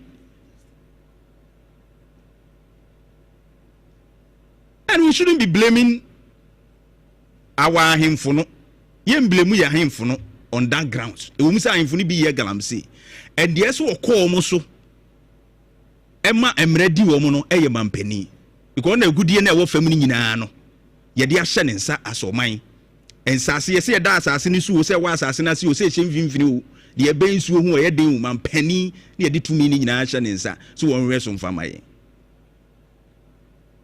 Enti mampani ena nana motuo no obetumi a involve ahemfo na ka ho maka ne ha se nko mfra ahemfo ni nyina na nko mu nhia se de aduro no de momwa me na momu ya ahemfo amowo ekroni mu de na me de wo man ni tumi eni abambofo a me woni man akode ahodo nyina de aboa mo ti se mu won sase no so a na obi ba na wabetu agudie ne kwanbone so a mutumi hu a me de bambofo beba be ya beboa me nyina ya yeden yakuna afiri ho. When we shift the direction of the fight here, yenya solution via. What is a mampani kan se Galamsey ne kon no. Ehia sika pa. And so finance minister kura wo hwe animu se wo be ye budget no wo be ba mu kakraka. Ye mi se ho. Se sika ni nyina ekokika bomu ahemfo wo Ghana ha no mu nyina no. Saa ono territory no nko an no. Obetumi de ono nko an sika akon. Ana wo de be call rounds akoye souvenir ade. So let's hit the head of the nail. Said the mampani fresh years so no. I'm expecting so be fra him for ni nyina so. Na mo ahia, na mo atena se. Na ahemfo na hu part yes wo musu play. Na wo de wo man ni tumi na boa wo mo. Na yetumi atu ase. Na ahemfo no so ye besra mo se ahemfo bi o mo wo mo mpotem wo mo so ehye mu bie no. Mo expose wo mo. Na mampani ni ye de tumi ni nyina ahye ne nsa no. Ya mo amra na di wo mo putu wo mo to justice. Ebe boa yen ye koyese ye de bo ahum ni adan ni ye totoko ha de a ene ye se ye timu ani ebesi ne meba esi a ne adi nkomo. Utie Kukurantumi ewo number 1 account radio station in Shra 104.5. Kukurantumi myself. Vote John Mahama and join me on this journey. Let us restore hope and ensure that every Ghanaian, including you and your families, live dignified life. Let's build the Ghana we want together. Dientia ye bedi nkunim no eye ejuma yaye as MPP yaye ejuma bebre eni mfaso na ebema edi nkunim omampanyi Mahama se mo kan no baye obekan kire se nam nyina asa. Kukurantumi eya brabo mu nsam ya brabo ko ti fo ma se gu awiem entafe Roma shepa niama nko yie kra efise nne ade a na moto ne 3 seat na ye 80 abapem ho miensa nti krom dia ya shepa papa nti e besre serenado owo bibi ya onya Nuvevela wodane le ezeveveme Kukurantumi eyomani ye de ho nsem. Ghanaians know this, and Akufo-Addo also knows this. With a struggling economy, unprecedented hardships, and a troubled ECOWAS sub-region with rising incidents of terrorism. Abedrefo atnase Kukurantumi untumi ntake. Right in Shira 104.5. Abdul Salam, CPP Ashanti Regional Secretary, Ewaha. Christian Opoku Ajeman, MPP Communications Team Member, Onoswaha. You heard him say Justice Prempe NDC Communications Team Member, and so by joining in. Now, yeah, question one, or also in adventure more atutum. Now, Abdul. Yes, sir. Right, yeah, as America crab for more. America. If you ever go there, alhamdulillah, the Nyamiasi, say, CPP ni. I mean, they say no more front to net saying organization because on say man for any music the third force no party. Kesi it mean third force. We go for more hard to do. MPP NDC and now one else if we see calculate we mutia kra akoye NDC MPP. We see when the letter we buy we see when they see just say now kwada come the home. Third force mo they say more way. Me that say akoka I mean, sure, especially CP form team. Right. How can you cry when you say, irrespective of challenges, Ghana for for now, CPP alternative. For now, minimum and your alternative for minimum, and now can say. Let me as a regional secretary, me near a single directive say and IAB. CPP, all the party has been doing is say we are doing the organization. Look, me show me by a regional secretary for more than 10 years. You know, made that say inquire by 6 times. CPP go and do new cards, and I mean, look at the card for rubber. A bright computerized one, a work plastic card. No, it's not the book one for South Africa. When you go to like that, membership on the day, I'm moving. My mom constituency, I'm register. I do data, my mom card. My sack was about some from us, and I wouldn't do it. Because you compare the phones are calling computers are called our registration because I call Konongo at the police station. Nay, luckily, nay, a farmer, a market day for us. Right. For queue. And this time, you better check out number. Meaning because our plastic can be bring home office. Number side the booklet about say I call it from. Man, I'm going to say over for so serious. If I want to start calling people say because I say they wanted an entry is what man behano. Include CPP. I don't know what is happening. We don't even know what they are doing. Your leadership are also claiming to be friends and interim executive. They say, I'm accredited themselves with titles. We friend who general secretary. We friend when in actual fact they are not general secretary and stuff. Yes, so may acting. And they say, as I'm talking to you, as a general secretary, for almost since your co-election week, nobody from the national, from some say, what is going on in your region? I'm telling you, and I'm saying this, Senator, I'm saying, Momo Station, they do baby. Say, penny for me to baby, they're doing virtually nothing. In fact, you come and shake mama. Oh, man, come and mama. They were giving excuses left and right. So the problem is that somebody represent party here. Who do you think is your party? What do you make a party? Who has a party and say, electoral commission meeting about threatening for anyone from a video. President share political party now training from that's optical decisions now and our activities now for optics. It doesn't go there. And this is who Muna name people in the front line. They are equally stronger at the grassroots level. Okay. We are not. Wow. We are not. As I'm talking to you, apart from the regional office, all our offices is not there. 2 districts no crowd, constituencies no crowd. All our offices not there. They are spy. And nobody's asking you anything. Wow. Obi kram mount crash crash oh sala maybe we on the money money munji ka do registration sana reason nipa. And I was in the panel ye no mu ejuma no. They don't know what they're doing. And no about now data. Or talk about data. So as I'm talking to you, CPP is not doing anything. Nothing.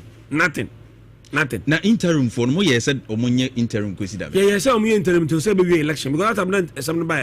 Okay, mo under party ni flag bearer. E we election e be January February e better baby. You see oh you standing man by me up to now you nim the omoye. Because Some intelligence on person party year. Almost 9 months in the memoir. That's by now, no. You also you're going to say, maybe I this by middle of next year, executive year flag bearer. MPP is thinking about next year, I'm flag bearer. MPP edges and SMB flag bearer. You're not going to 25,000 votes. Yeah, they need the obey over 4 million votes. Agency also we flag bearer earlier. Send a bear enough time to campaign and win the next election. Who we are less than 30,000. You don't even know what to do. Are the interim for no motis are they getting something? I mean, BB was raw and DAB was raw and why are they happy to be interim for this long time? My party in taking defeat. I don't know. I think so. Only time. Only time, my man. Could you or a lawyer? Only time. And a squadron leader there, on the Perimubiana. But yeah, but could you put our secretary now? He doesn't have time. What do you call me? You don't know what they are doing. Wow. In fact, the only person who say so committing himself to do so, hey, I jam that too. On the one to for so on the corner on count on obtaining into that interim. But on I say what you not find or Frau say so to be a year by now. In fact, my you catch him say no one knows a Monday also. But Monday night, okay, I was go say Monday go by. Because a Monday morning, my friend to come or join up on the Sonia. But the other executives were they don't care. They don't care. Wow. You see, empty they make a chance say. Yeah. So we want to show boy, I'm a boy, but. As for the Elquabier, she knew I couldn't see nothing. Me chairman, look, she said, me rent expire, me chairman, Naja Fons obituary, Marija chairman. National don't seem to care. You see, but I buy a baby. Now, I'm a gentleman, CPP, NDC for him, yeah, CPP, and Chroma Party. We can't be doing things like that. Yes, I don't organize the party. Because I don't organize the party, I can't be independent.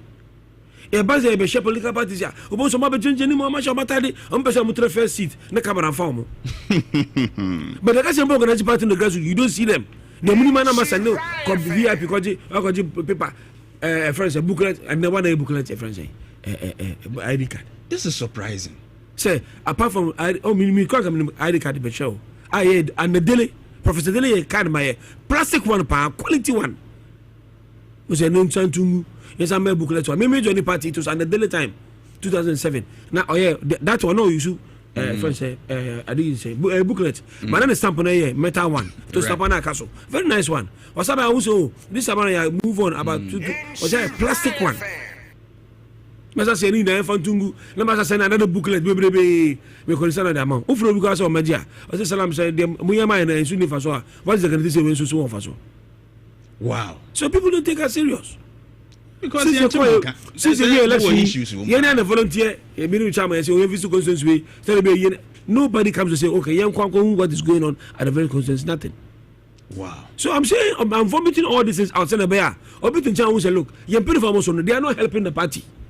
CP. Someone to announce the CP people. I don't know the level. I show them.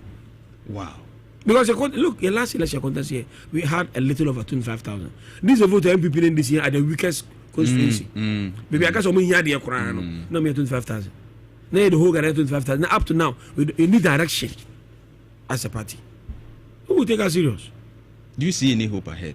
Oh, for now with this kind of leadership, I don't see any hope. Unless you're no hope for the CPP. For now, we need much now. Maybe they make a unless because. Jantuah, even though na one resign or call or be born, Jantuah or call a friend radio now or near board member. All of these people don't even call you say party no say some of them fashion treasure. Let them adapt attention. Because oh yeah, CBP na could do so. And the money office ko and Tamam. ABC they don't even call you. Wow. But they go sit on TV and say a member of CBP. We remember that what the TV is not.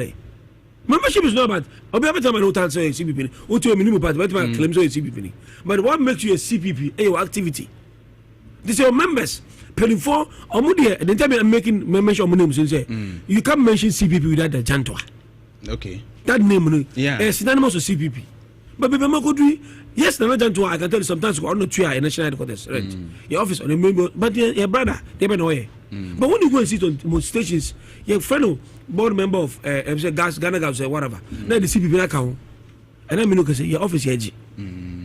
Your regional office, right? You're by the end of this month. This is serious. This is serious, and I think that Ghana for I mean, the third force we are looking for. The third force has failed. Wow. I failed the crowd person. And I'm saying this, not as I mean by the name of CPP. Some of your original, can't say other party I can equally join. Yeah. But they also kind of cry home. Said about being to church, I beg you, hey, so I'm married to be a CPP and nothing. Me come pack your cry, me kind of packing. Wow. Me party pick up. But the chawa, because of Kwana unko honey, I don't get a on for. Party don't you know? Me no catch you on for.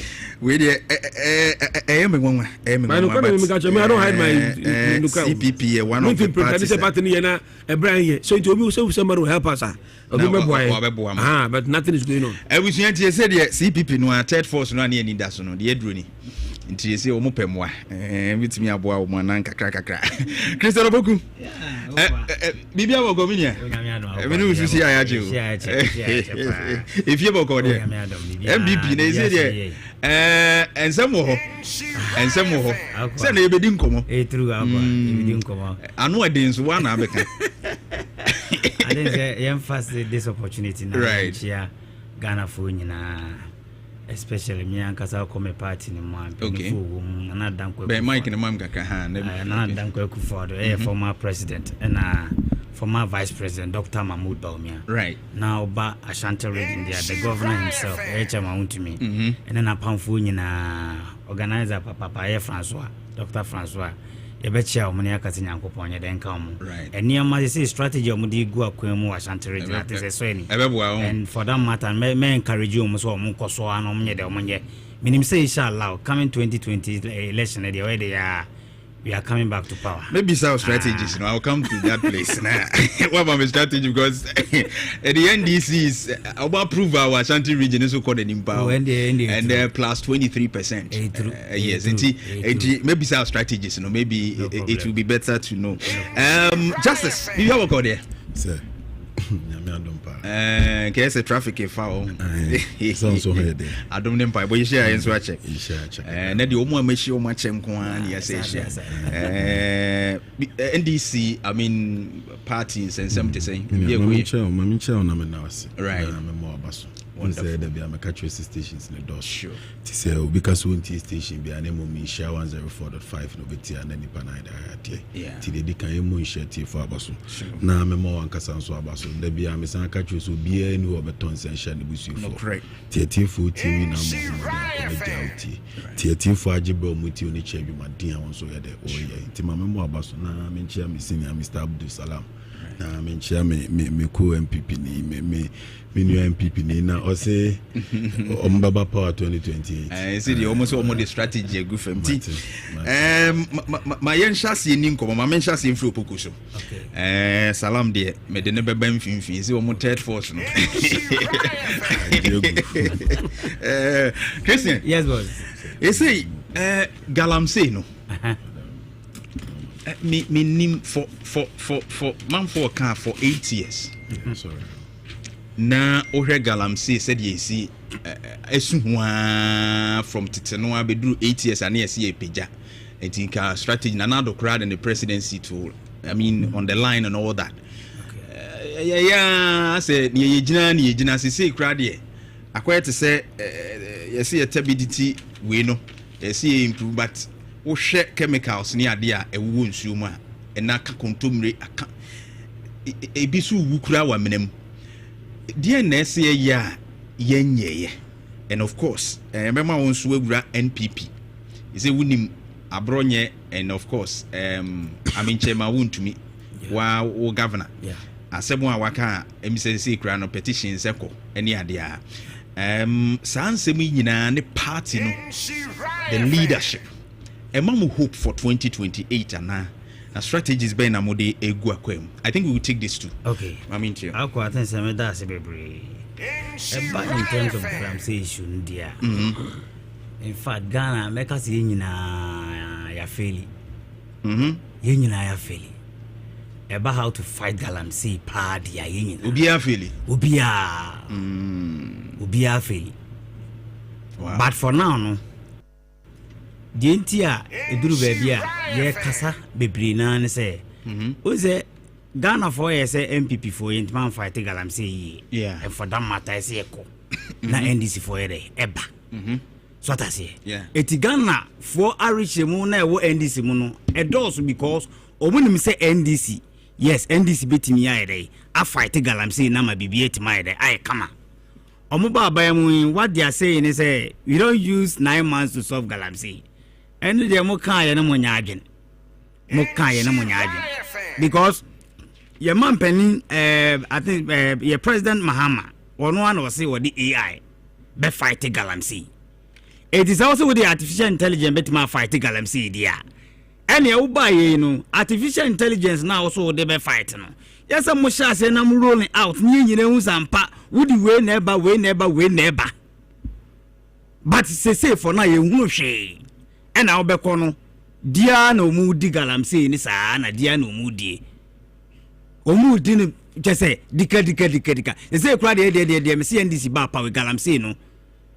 Just out to mo mu di no ekosuru yi pa. Ekosuru yi. Na me no one solution out to me say do baby a. Ewo ho a na your manifesto 2024 Dr. Mamuba omnia no kan ho asem.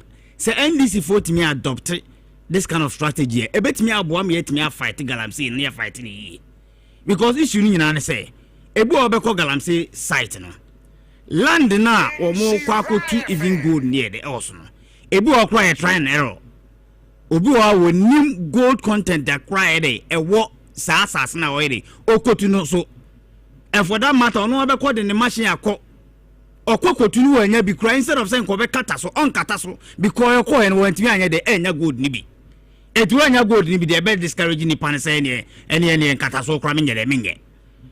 Na your manifesto 2024 manifesto no adia yankasa Dr. Mamuba umia kan ya me na ye me de baako a NDC foot me adopt a ebeboa pa baako ene say duru ba bia yes ye involve geological survey department for no we call every university bia na ebi ye de oba me man so for example ultimi say asase de ebi wo ho yie pa galamsey no ultimi say omo ye de omo di no ye de ho yie eti geological survey department no said the Dr. Mahmoud Baumia de eka no right before say be a mine na bi kura be call land bi so akwakotu no na wonim that particular area na okotu gold no yeah gold wa ede e wo ho okay and yes okwa try and error bia o but we dey geological for no o ma survey e ho na hu sampa aha say utu gold na betima ede enya bi aha utu gold na betima ede enya bi se ye ne sa wo bi kono so okwa akotu gold na awo vim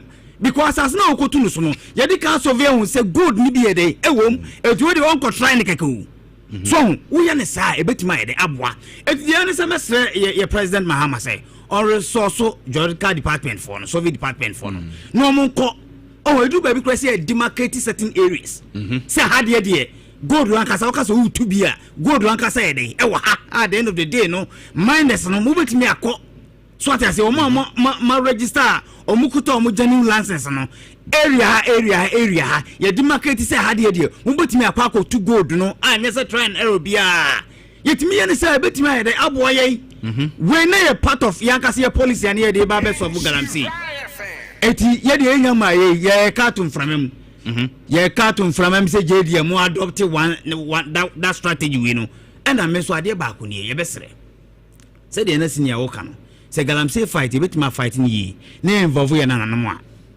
I am for wo yankasa community na ye forget it ye forget ni yentimi enye de enye and say de wo kan ya eduru ba bia me no de ya na me pese mini hunu say enka mfa say say na nadan kwakufu adokra na ntimi anya ye president Mahama bai said ye no say o invite CSOC yeah I fufuo ni nyina so nye de emra right obia I fufuo no obia so mfa na adwenye de emra sure kwanya so for ye be fight here because galamsey ni de mumu ho na ede ewo entidie na mu fisi ye ya ebetumi aboya me atumi ede ya solve galamsey no na fufuo no de o ma adwenye de eba si ebaya emra kakra bi na abaka ahemfofo no kra yesi etimi ede eye because said na no penal release say article 257 which say power ni nyina vested in the government so what I say no no he no edu be no awe kra no koka bisisi ana ekwa ya asem bi ede ho but then of the ya frɛ wo mo ene ya kyekere mra kakra bi ne de support wo ma wono so no woka bi a we bold enough so ede oka but for now na emra bia ni woni ade ne de ofi say ye the lances am obi say so far no mra me ye mine na wonu wo kwa ka ho assemble what is order from above and wonu akokwa we galamsey na yentimi fight ni nyina no one area emma yentimi fight galamsey nyina politics e wom galamsey yentimi nyina politics say mo ana mo politics be the politicians no yentimi emma galamsey yentimi nyede stop wo no kra because when you say you do be excavator me they be am come say manson DC kura betimi stop galamsey DC alone betimi stop galamsey dey tin America because kwa say galamsey na pass through certain entrance and echo it is a who DC who sees say no excavator bia and they say ebe wura mu a ebe don excavator bia ba do twem also na order die also na sanity by the end of the day you musa say galamsey na do entry point wa excavators na do entry point wa ye momu wura mu ana ye momu wura mu without any question bia because we can na yakwabra ne politician excavator na dey econo who bond so betima question say wo masa excavator we nye dey enwura right etie dia me kanya na say do ba bia politicians no so no ye hwe na me hu akokwa me galamsey omu die no ho e kaya many problems out but ba bia omu die kogu nsuo mu no hwe me manso na ye wo me na wonu mtawa ne yesusu ano na yekototo nsuo bi ma ye friend na subin ene na nanwene ene opa kwa de nsuo na ye aye Fapa yekɔ foma yekɔ foma yemfa nsonko enu bi ne yesane ade yanom ena onu asa so kwa akosa na nanya anom ena onu asa kwa akosa subina ade anom esi etimi de mesre for now say galamsey no fine say mining issue yebetimi aya ensuo mo de na egum no a eduru ba bi edi kogu nsuo no mo no de yesi etimi avoid see avoid this idea now because ne o ka edu ba bia senso ya we ebi okro obi o ye farm ne ade senso ya bi no sa so na ade ba ko Ghana eku slowly enya enim ne say galamsey na ekoso no enoboye freeman so ba nyina no ebeduru ba bi no ahwe chemicals bit my day asay no ye dia wan hwe betime nya cancer ne sa nyama ne bebrebe say no anu makoresi ya sa de we no cancer mi sa edema efiri oba nya me kwa na medio obi ade edibi na sa no ba na me kogun kran emma mpanimfo no so ade edibie etisi ahwe ya solve that problem na ebeduru ba bi no wo mo kran nyina aduane o bedie nyina be chemicals nkwa etimi de akokwa me de galamsey ne de we the politicians in the can who be the entimi nyede and so for because say wo kwakubo entimi kojina galamsey site say me de chale muntu abama NDC na NDC ba de ba maya o patch say it is a who can me so metimi de politics say and ya muso no trasa muso matumai na yesu ya ba e ba mmodi it is MPP ba mmodi NDC ba mmodi a akwa betima fight yentimi fight galamsey ni nem fight ni kira etuduru ba bia ye politicians no so no ye comment about galamsey issue no ye say duru ba bia etimi ye simple right and the solution here ever enya dia ye be kan so far no e be motivate the grassroots for say ye ankasa no ye call for support ye say ye nya galamsey ni dia and e chinchira say ye we need to divert from those comments right say be ye duru ba bi na betimi here aboa mi nyina etimi here ya fight galamsey here na say my assembly member ba ko a me ni nyina na ye election we hwe galamsey ntia bori tu akunu ya o manso patrom ya bonu tu akunu ya say me yasa ye election say no onu na eduru ba bi a ye de no ato ba ko no na fofa no otumi so coordinate certain yi na say me say turu galamsey ya bonu tu akunu so wo etimi de mesre empanifo no munya na mu fa measures bi mu fom say NDC for say MPP entimi anso galamsey na mo ba power dia ye beje jamu because nothing na Ghana photo abama mo ye entimi anso galamsey ni ntino anything na Ghana photo abama mo etiba ba ma mo be clock the jom na mo ko she bush wo ekodi gala no ne duru ba bia ma she da ba say ye be sia CSOs say mo share o mo wie solution na mo de ma mo no mo make sure some be ko na mo kwa implement say ba ya de no de no galamsey issue ni ade bitima ya de etwa na akoko aba party ni mo party no say race no camps ni mienu nyina ma hu say Kennedy campus we release statement say ba omia camp no mo nye careful sansa didi atem ni ade ekoso no na utie abronye ne wo kati kire Kennedy na koka abi ni utie koka nso nsem na utie we nyina no a mo party no say pa no ede na mo be ya ebeboa going to January mo back to him because I know wedding me be say yetia de kakra bi abronya de kakra bi na mamo akasa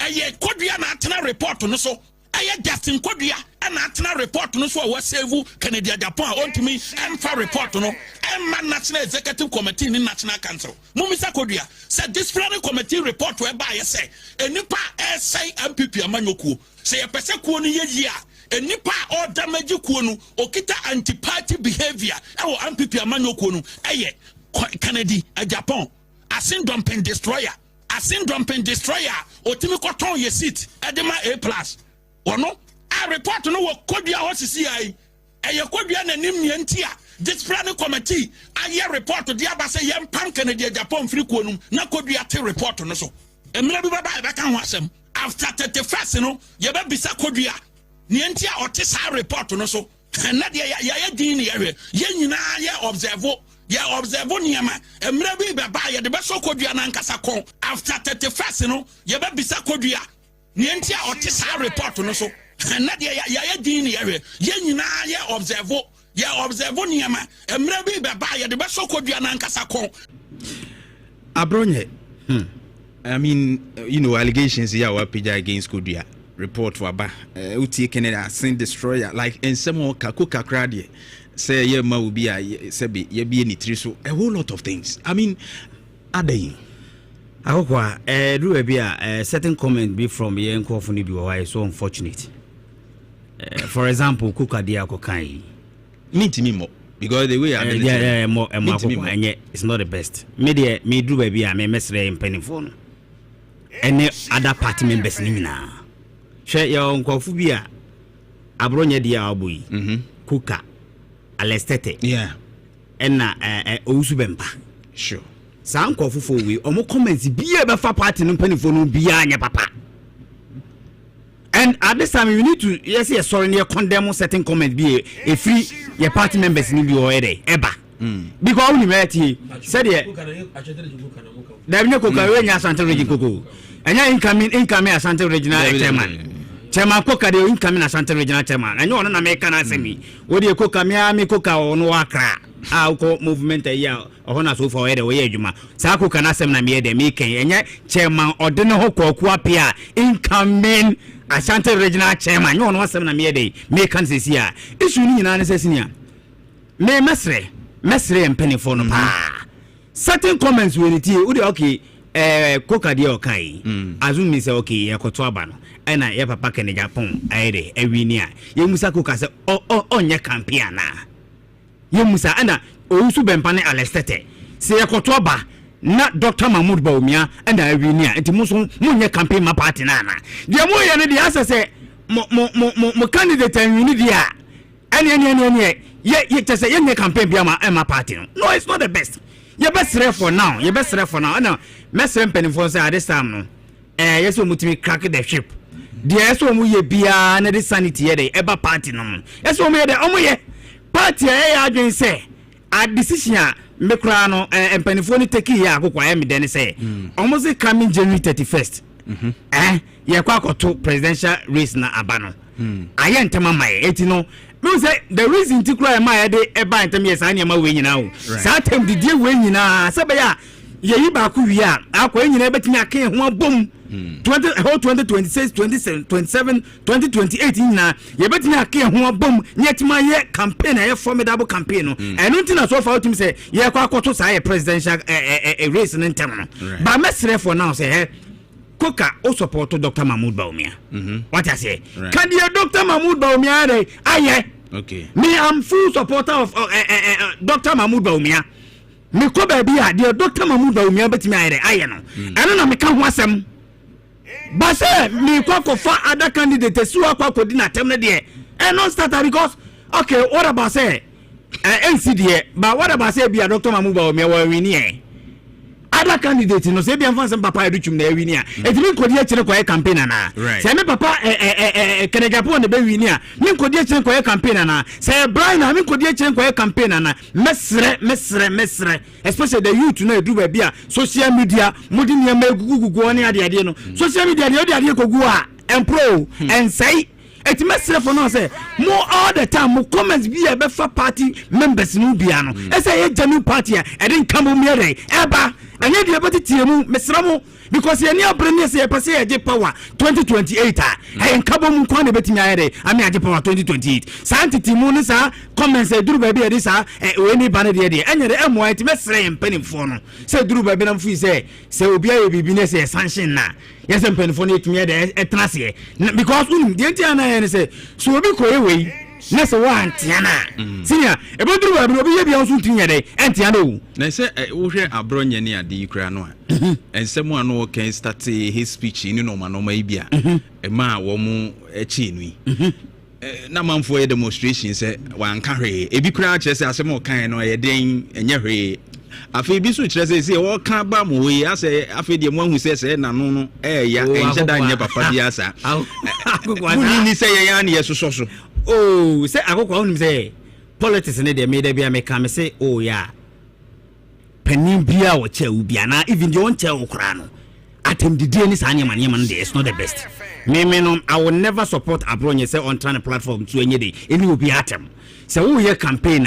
am obi a all right so we dey oye but say wo did obi atem ni sa anya man bia I don't even subscribe to that it me dey message for now say ye mpanifo no ma mo ntron ka say bia we ye na ye ha mo na we ye na wo ye hwe no me akwasi me so me kwa gina ba bia ye dey aye bi one day na me so we ye na so one punish na awwa me kola obetima punish me etu say ye pese sanity ye dey eba dia so we ya suspension kwan ye betimi suspend na yes ye timi suspend say ba ya e betimi serve as deterrence to others anye say beduru ba be no obi ebe na age so we ye kwan anye hwede anye ye nyina fe ho nye de enyim timi dia advice am dey ba ni say 2031 to abani wia we dey nyina sanso kan hwan dey abom ana mamu forget mamu remfi say one when ya uye na o candidate anye dey every near different candidate bi oba uni bia o yere u kwa akodi na chi na ukodi na chi no u ka asem body fan ho a say ni pono betima market na na ultimi market na man yede amani nyeye ultimi dey mesre for now say comment bi for presidential candidate bia ho no mesre say ye man ye kama dey din kabo betima yede aba dey ebetimi am ye win 2028 election no and na some yede muka brana chapo e good a mo market no Dr. Mahmoud Bawumia wo ye miami candidate o share another crop back constituency assemble ko kan say every constituency bia e be make sure say 10 appointment in the baba so to be president at 2029 was say every constituency oba man so kwanta ne patema anya be appointment makuma ku 10 ye betima yede enya free right I solid idea do baby I say you need to be board Dr. Mahmoud Bawumia and say o share candidates na ekoni na the most marketable candidate among them Dr. Mahmoud Bawumia et mesre nipa ya ton ba ko de eni kwase de sin chan you make sure say you're only behind Dr. Mahmoud Bawumia near something akọ because JDM senka NDC for ye yan come to JDM train but nam say omu bibi o JDM muntino o ma to na nkire o mo de ne ko ba ko 2016 olusi 2020 olusi e come be come ka 2024 ko mo fa nanko but still nam say believe the confidence no mo JDM muntino o mo de ne kwai at the end of the day no 2024 election no JDM tie de ebe win dia the American say na dan kwa Akufo-Addo okoma akuma ensa asa na oba president Dr. Mahmoud Bawumia ko ba ko pa eni kwa say duru ba bia yin discourage say o ko ba ko wan win eti for that matter and yanka say your former president J Akufo wan ko ba ko the second one odi win to Dr. Mahmoud Bawumia inshallah the second time Mahmoud ne be ko no minim say we dey obetima win ama bibia be and we so timi so o kanipa bom ye o hwe papa ya ho brase ne ade a yemfa Dr. Mahmoud Bawumia ne de enko ne de ne kwa possibility say you betima win 2028 election you betima ya haya ma bibia tima ya very much justice Mamintiwe galamse adrena sisi de yehu ni yehu mampania ya de ya bona baso we share CSO no but then there are benka ne say other concerns ayehwa ekun ni mo aye bibia wo ho see e ba nti my yenti on the NDC side and after MPP de no say ehu bia ba mumu a san say sisi no ase omo bo omo ba ne ade a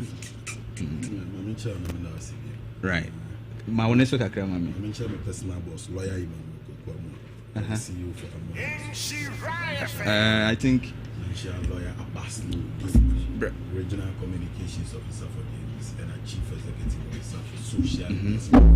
Peja Mike ni mukakra. On the issue of Galamsey, no, we say no His Excellency President Mahama Kasai. Right. Na ne yese panyi dware wi anan kensu ayede asa. Timi free say nsem na President Mahama de atudwa ne moment some no President Mahama kan do na abrofo. Nti sentimentum haidi ne be try say ye be titi brofo ni na ye bubum say de be ya Ghana for do na be dey e betimi hu komo His Excellency President Mahama edito Ghana for ni me hu anamon NDC aban e tu say de be ya Galamsey no e be dey e be free ho na you see me the story be ascend on story we Manjoro online for the publishing or publishing on the 18th of March 2025 now boy we are 1:54 p.m. me patrotio I say minority delays laying of LI 2462 demands pre-laying. Inti me patro so kai say since 1928 any mining act mining act na nature say Ghana ni bia ni hono mo a owutumi say obeko any of our forest reserves eso okwa mining you krumanum na enuanum MPP for benya majority in parliament. And na dia ebo mutrimu so omfo omo majority ne nya ne se omo nhemra a ebe Ghana for kutu pase omo ko most of our mining forest na omo konkoye mining na se Galamsey. And na akokwa ade ba ko so hunu ne se forest reserves mostly they are close to water bodies. Nyankopon nyansam no se de osi bo nsuwansu ano obo forest no e de bata nsuwansu ano. It's in the first place, so be quite say on koye forest non konkoye mining na indirectly. I it is so akachi nipan so once sami and fengu use because forest no e batensu ho. It's the very moment a man ko for kwan so mon konkoye sane man e adia na di at the say the ebro man. Any call parliament NDC aban wini any say sa man nyamra papa. It's NDC aban pese de ye free ho. And the current minority leader Ira Fenyo Markins emrana no kan wa no the majority leader omotena ho boa hwema ye hye no wo se emrana ntiase nti yensan fa mrane mra parliament biem said de be ya yenuano MPP for bitimi abobu mrane ho. In the first place, LI 2462 na yentimi nyimfiri ono. It is as a result of Ira Fenyo Markins. Ono ne say ye ma mo kwan no munye pre-laying. Enti senka se we read this story now obekan ma wa hu say edru ba bi ma Ira Mahama Yarega the current majority leader in parliament sorry e kasa che se dabi emra no enya mra papa enti yenyimfiri Fenyo Markins say chinchina etwan yensan famra ne to no munye pre-lay eno na ma that time na Ira Bernard here for the first deputy speaker ono na tie agwam e no hye se ene yemfamra ne nkonye san nye de emfamra bim. But what I will say is that Ira Attorney General Dominic Kayini Ekanwasem said the moment Parliament comes back from recess, President in Swa State said even under a certificate of urgency, you bet sure said you beya emra LI 2462 no you be ye free because ye ni sa emra na free no more no matter how I be kun ade no enkrofo my our license or me share forest reserves in him we day in so ne be de ebe say. And in the first place, my union MPP for your moano makuni and hunu adenu were tiffy no man some manner for Mammy Bisa. Because Sankaman Kwanko Shemra we yanke by inki ni baby away you. And this time we are fighting a different battle. But Mumuna Makwako, yes, I deal with the atonoma, Ababe Yensen now, Ababe ye problem I sense on my nicum. It's a best romo, Omon Comanum Tumdi, no Montaba Yechi. Said the Beya and Kakran Moa, a baye the A2 Nebekoi, and also Catholic bishops. Homo penny or cassa, at least, and a more buying way to know, be beardy and dancers and Kakran bed, Ebekoi. Now, something about licenses and good prospecting. You Krumanum. And near Kachema say, Sir, kwan amofa so amu issue license na enya kwan papa. It moment started with a bottom top approach. Said the beya ibenya district mining committees. District mining committees no mun be obebe mining recommendations. it is say yɛmfa ne sɛ meme kuro madwo so yɛmfa ne sɛ gold wɔ hɔ no ma yɛpɛsi tu a ɛnyɛ obi ne tenkran a wɔde license bɛma mine ne sɛ ɔmfa mmra dwo so metu galamsey na mmom ɛwɔ sɛ ɛdwo so mine hene ɛna recommending nipa ne de ma mencoms anaasɛ mining commission anaasɛ minerals commission na minerals commission ka sɛ bo monkratae a mode aba based on the recommendation anaasɛ adansidi a ɔhene na wɔte me constituency na ɔhene na galamsey na anaasɛ gold no wana asase so no ɔkanie ne yɛahwɛ so ne yɛde ayɛ dɛ yɛde ama license okroma na in the last week of President Akufo-Addo more than 100 mining licenses and a issue gold prospecting be na mo issue sa license no mind you me who say there be ameka chose me go school akrokere eti teacher training akrokere training college so very close to Oboasinti obi anim say why a mining community ye honom nenam say na gold prospecting nya de omo ye ni ntino so bia nya asase na ofiri se gold wo honom na no ahya ase no otu tubo so mbetu ade na ebeku akosi bra obobehu se ahanom na gold nation no ma se asase ne fa iti ene president Mahama se yemfa AI technology na sa AI no emo en intimi detect se aha kete aha poti ena gold ne de ewo iti se o mo obi license a utimi di marketi na wa che se o ebi awo mema 1 kilometer of land now they are what they are mining 1 kilometer na aha na gold near the eshe iti dem mechanic say you know men people for omuni the moral rights to talk about illegal mining omuni ema omu ye nyina di adanse pefe say omamwae hadia president Mahama san ye ne ya dia was see a time na me nu ka bibi about political and galamsey no crowd politicians na obi anim say politicians na mum the name who under President Akufo-Addo ne say see a bon na ban mu nipa din say oya mining na President Akufo-Addo defend no. That is the difference in so obekaya Abraham Abujinapo John Abujinapo no Lands and Natural Resources Minister in 2022 obekache Ghana fo nyina say yera untumi ni license or dia ko renim forest. Hono na President Akufo-Addo that time na nko be boy state institutions say omunye omuhu no munye investigations no na President Akufo-Addo be board na asama ni minister na kanituguye enti se me hye ba bi na me ye mining na se ka so obi ye illegal mining na president ba no be defending one me ye office me jai so we say we conducting investigation wa mo ma ye nhwehwemu President Akufo-Addo so set up I mean an investigative for mo hwehwemu na mo hwehwemu no so mo hu se bibi say ni ho ba ye nyina ye kan say definitely enye say document or na kire say ye forman na ye adwuma wo ye na kire say ye galamsey ana say nye galamsey very good but I mean videos and ye war Erastus score rounds and it depicts that the operations were well going on I mean it were indicating say galamsey activity because very good say ensassin su no say akokwa me krampo de bia me pese atwen adwen koye say enye Erastus ne nema ansem no unse we are talking based on evidence very good who say I mean who say I mean right just recently a bebo oni yera bangadi if we say bebo mudi what is President Mahama ebi na no dey defend your mother wa allow ni attorney general na establish on pass it through Yoko no more for investigate yera mean any yera banga that is the difference but here. The problem Ghanaians have any the timelines and proactiveness I mean say nipano yehu say yese nipano ye we into investigations no a comments how is it going I mean yenya updates and we know this is a fighter Ghana fo nyina ani wo so Ethiopia ya frɛ wo mo ya start investigation akosi say and your updates yesterday Dominic Ayene spoke about it Dominic Ayene say Yoko investigations ni nyina ba bedru nanim na mum almost had another allegations concerning small scale another small scale allegations be san be bo mo eno na ma omo investigations ni delay nti attorney general say asa now omo docket here the edda the nima investigations do so ekoso but the argument I'm only trying to make is that you see political will ne can to say nipa no ya ade no hu say or backing from the presidency e she nipa ni nkran say onye but this time President Mahama is not shielding anybody. That is the difference here. Okay, Professor from Pomboatin. Abroad in the report in the by Nyambra or the report in the by ni free in the ministry. Abroad report in the by the ministry which showed clearly say a binary horse no need the political vote to stop it.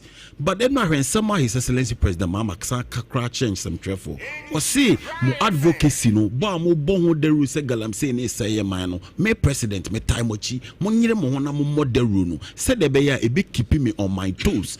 This is much commitment from the president. Right. It ye the best say Ghana for in as much say you nimpa say illegal mining e ade a bomb Galamsey ya de a bomb NDC abaya president Mohamed Dianim ye show commitment ye bit me bia he say be de ye be yi Galamsey ni de fio de be catch Ghana for ni say omunum so ntwa mo pe omunya reshimu NDC aban mu ana mo ye de gu akwan mu no bia de dance say enkakran ne ma be de e be koyi. But you see on the issue of the MPP, yeah, just a minute or two on the issue of the MPP, you see at the end of the day they will be winning on flag bearership in Biano. He will campaign on the track records of Nanado Danko Akufo-Addo and Dr. Mamadou Bawumia Anamebwa. Say Brian Champon be flag bearer or be Baba catch Ghana for say Yeru Akufo-Addo be president no or ye niema ABCD Timonto Shasonto Abama Anamebwa. But Ghanaians have not forgotten. So for the first time in the history of Ghana, more people for in a movie introduced to domestic debt exchange program DDEP. I will be on una ye Juma or Dini Sika Kwakoma Bansa Banje Tome Hono President Akufo-Addo ne Dr. Bawumia ne MPP for so much. It is a neosaya sahab my way munipana oba be catch Ghana for someone to Abamawa Ghana for to Abamawa. Because you Kumanum na banks a hodo, me me child in the upper west region. Oko wa sa time no na banks a Ghana commercial bank. In me district, Lambuse district, na commercial bank in bank and a GN bank. Sa GN bank na all government workers are a GS salary sifa. Sa GN bank na so soye mame no mo ye budwa o no masene. What ba be gusa bank no? Na we gusa bank no free say enne sa Ghana ni no ano ye adwuma o GN bank no andawo ho ye hwehan man adwuma gu ye no okokofa candidate bi aba obe support na Ghanaians will not support you. We are in this country and some believe say Akufo-Addo track record. I mean no, and I'm saying that they will campaign on the track records of Nana Akufo-Addo and now obe campaign on whose track records.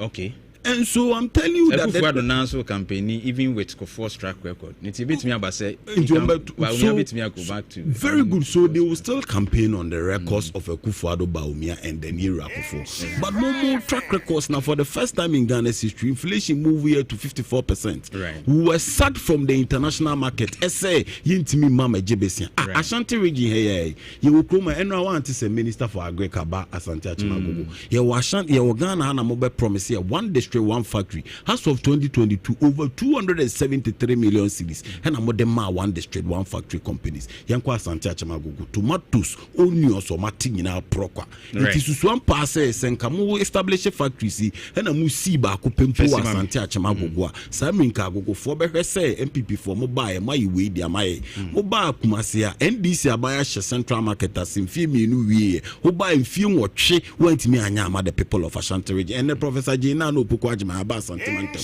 have a share boss say a man ponting market no you know MPP for year hano or baba ye dia my what is the motivation say me ye maame na mete man ponting na na no bi atwam meti nsuo atche ne awiemu na edidwa na His Excellency John Dramani Mahama ni NDC o ma be ye me man ponting market ama me na menya baby atena edidwa o say be jaye this wa akoto abada MPP. Right, you see the NDC still winning 2020 and so me say omo candidate no akokwa omo fo mu nyina mo boso ye be ma omo kwan omo fa Alan no omo fa Dr. Bawumia no omo fa Kennedy no omo fa Yeru Akufo-Addo Japan omo nyina ni mu ballot paper ne so no at the end of the day square pegs in a round hole.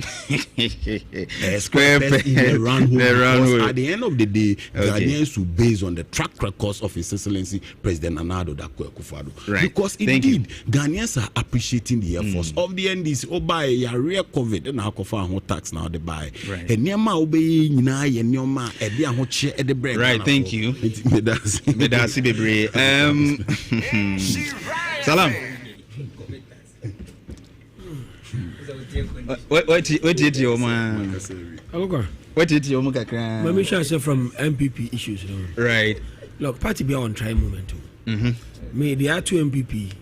Yan NDC for the name say that time I told NDC when NDC mudia. A bit two NDC for that time between 2001 to 2006 no even NDC for MP for anka party no go make corner but say NDC go embiom I feel am absolute majority in parliament. So okay, between 2001 2006 why NDC went through since Rollins said declaration in 1999 to 2000 I will Koforudia say Mills now was our leading party no because he say Mills the best candidate. What they say Gustavo Freeman so owo kwamo for so kaya my gizo later remember Obeda Samoa Francis SCM Mami Dokono Big Zeden all these big names I could pay with as a party no majai in fact out of MDC yet party miensa yet NDP yet Reform Party and it is a UGM also there okay all these things were in the but do you know what happened NDC produced more elders in the party in the difficult moment in the 24th original. Yes, look, say Rebecca Biano will hold the party to it. And to me, make sure someone intervene within some short time, you know, I'm organizing party every 2028 election. And the 2008 election, those are 2008 election, you have to go to time to finish because now still no more issues. Sure. MPP go the same thing in 2015 a focal communal opposition. But I'm not settle issue. I'm a problem microphone with the power. I'm so party is strong, it's above everybody. We are all organized. I'm on fat at the 2 months as a lesson, and they are better money. They're not going to a proper problem. And I know they will overcome it. But as to how they will overcome it in Assam, some overcome how will it be? Because some of the likes of Alessete, Abua Papon, Abroye, them baby I met Maka, as the oil in Pamno, so the person from my can say anything. Sana Mutu, that's what Abobrim. Yes, Abobrim, Omutim baby. Never to me and show more.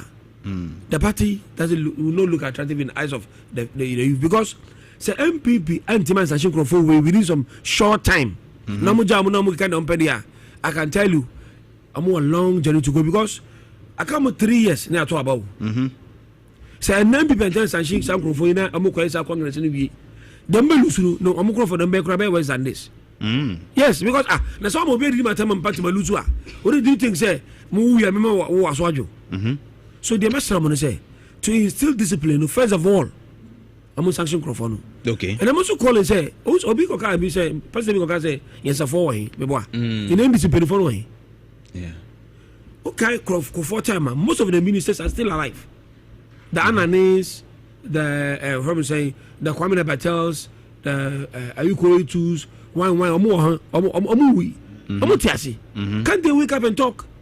MP and also we are paying no they are way to you to papa pemuno now you go see you go on no is it a reconcile something as you can say very decent man share anane former man share friends Bantuma MP these are big names sir they can come together and they find a way solutions be sent be for be 24 party why they quiet Akufo can talk Kufo they already can say I don't they okasa monte and I think say I don't cry boy man sign meyeko because I know last resort to say me cry mo fa me ho a na ka say opelu bi ani feri na be kai asam enti me ka say na asam na amwa party no but me say people pay for pa ye ni mo and the go be 50 or 60 minutes na me did say bebre ti asam mu yende amu ye bibi mo party no yes they should come in hakama uso je so na che they should come in but amu timi din ka say we election na be we election na ye they should come in my party no won say e dan ya mo pedophobia at the top level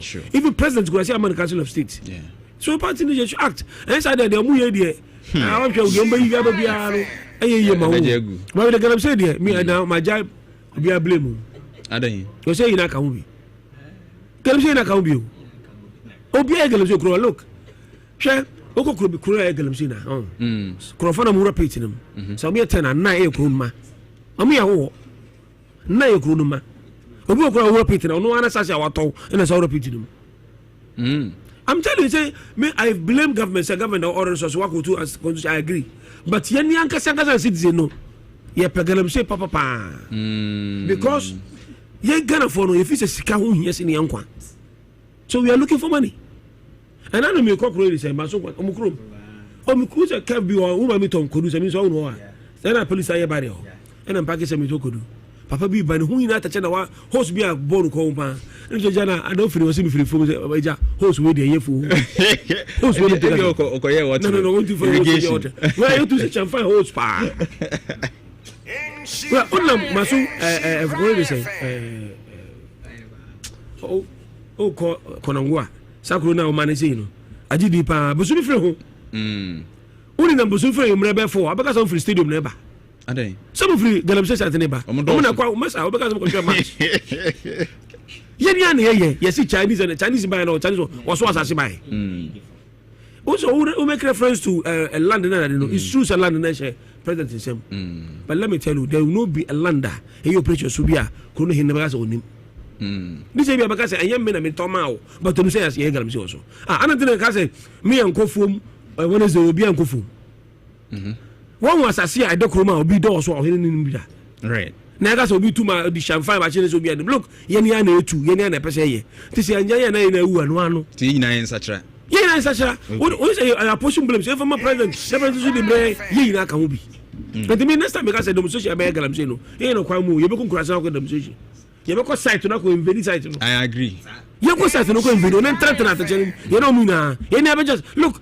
you have the powers we the mass ye the powers a young government that we must go there face the country omumra ni anko bush yo now we go block 31st quite first 37 quite no between bro me say what is the significance let's go to the bush so we German surface mining na most company what German say German area ona crofonu ko be surface mining na on the demonstration right intimately ye na anka timum na fight galamsey man you be a single person responsibility we must all come together and fight it. Thank you very much salam ena oten nkano from the camp of the CPP ye bompa ye momo se bibia betumi ye okoku ye ko de na ko bompa ye say penfo mu tie bia omu pese ombo CPP no I'm contact me. Okay. Yes, I mean, sir, helping national. Marriage, Ashanti, yeah, Miss Marriage, also what Tamale, the region. Because national is kind of quiet. You who say, hey, who say, I'm from the region, name the region, all the party. The members are there. Look,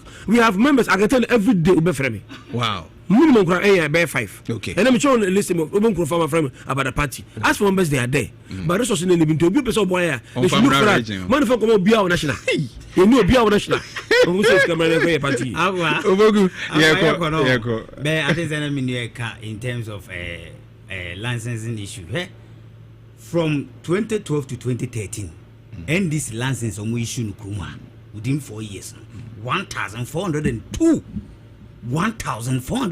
according to my journal we NSK a handful October 8 2024 about 813 no post to this I had a making for the time 2017 to 2014 no 1,014 more crowd 4 years pena mumu bedi no look at mining license amu ye dem issue ye etigalam say na say bebre peni nyina NDC for na we say ama for asay yensa asay ya de nyina nti when no ma metranka say na den the forest no fi say ye ya ene ya mese mun repealing free or no mun free obi en free forest ni say be ya galamsey na ye di ni forest no betima ye free na mun pifo nyina di awo UMP ye nche no as so far to say I'm for cry o nyina person o mu twa de so ye dey free o man before nyina di galamsey ye kan person ye be kan Nkrumah that's not okay na when you abri na nko ani brace abre no so na nka you 8 years ago justice here ko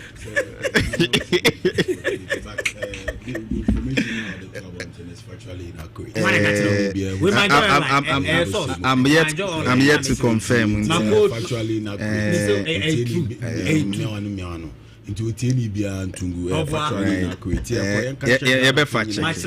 NDC and His Excellency John Dramani Mahama and I show the political will Ghana for nyina entire by nechi ni nyina ya moye ho ni ntu ade de inferior to say the me of salam kind had any ya ni the year to president so can say we made a mistake here so just no for any papa move fi on ma we are near ye soldiers nephew but this time he station ye soldiers ni his securities no 9 months for no ewo galamsey side so said be a pamo mutimi the MBM it is so far so good we will say that His Excellency President Mahama has done well but the back catch and say we will behave as Oliver Twist we will always ask for more your best friend say omone homoden said the be a dey be too few okra na ba be track record na ma san sha Attorney General Kutupa has said you say on the 14th of October homode LI 2050 be kwa ko revoke LI 2462 no onye no say the be ya samra ni bi twam kra say the be ya Ghana ni bia no mo be nya nkranhye and obenya tumi so be ko any of our forest reserves na makoso abo as Ashanti regional minister so abaso thank you and FFFA or ejuso so clean up exercise Honorable Jerry na Santin team mention no pena mention NBC thank you very much ebusia de ni nyina ebesia mamemfa Jeff what the no mamemfa birthday wishes nko emfam Azari Samuel and your birthday sure Azari Samuel, happy birthday to you. Nyamisha wa wodano so na onye okese pa na o man kwatentia ahmodi wo Azari Samuel we free Jeff Abwaje wa wo yonko so ma happy birthday. Richard na pamfo e krado. Scary ano no. Ever see there. Endra be nti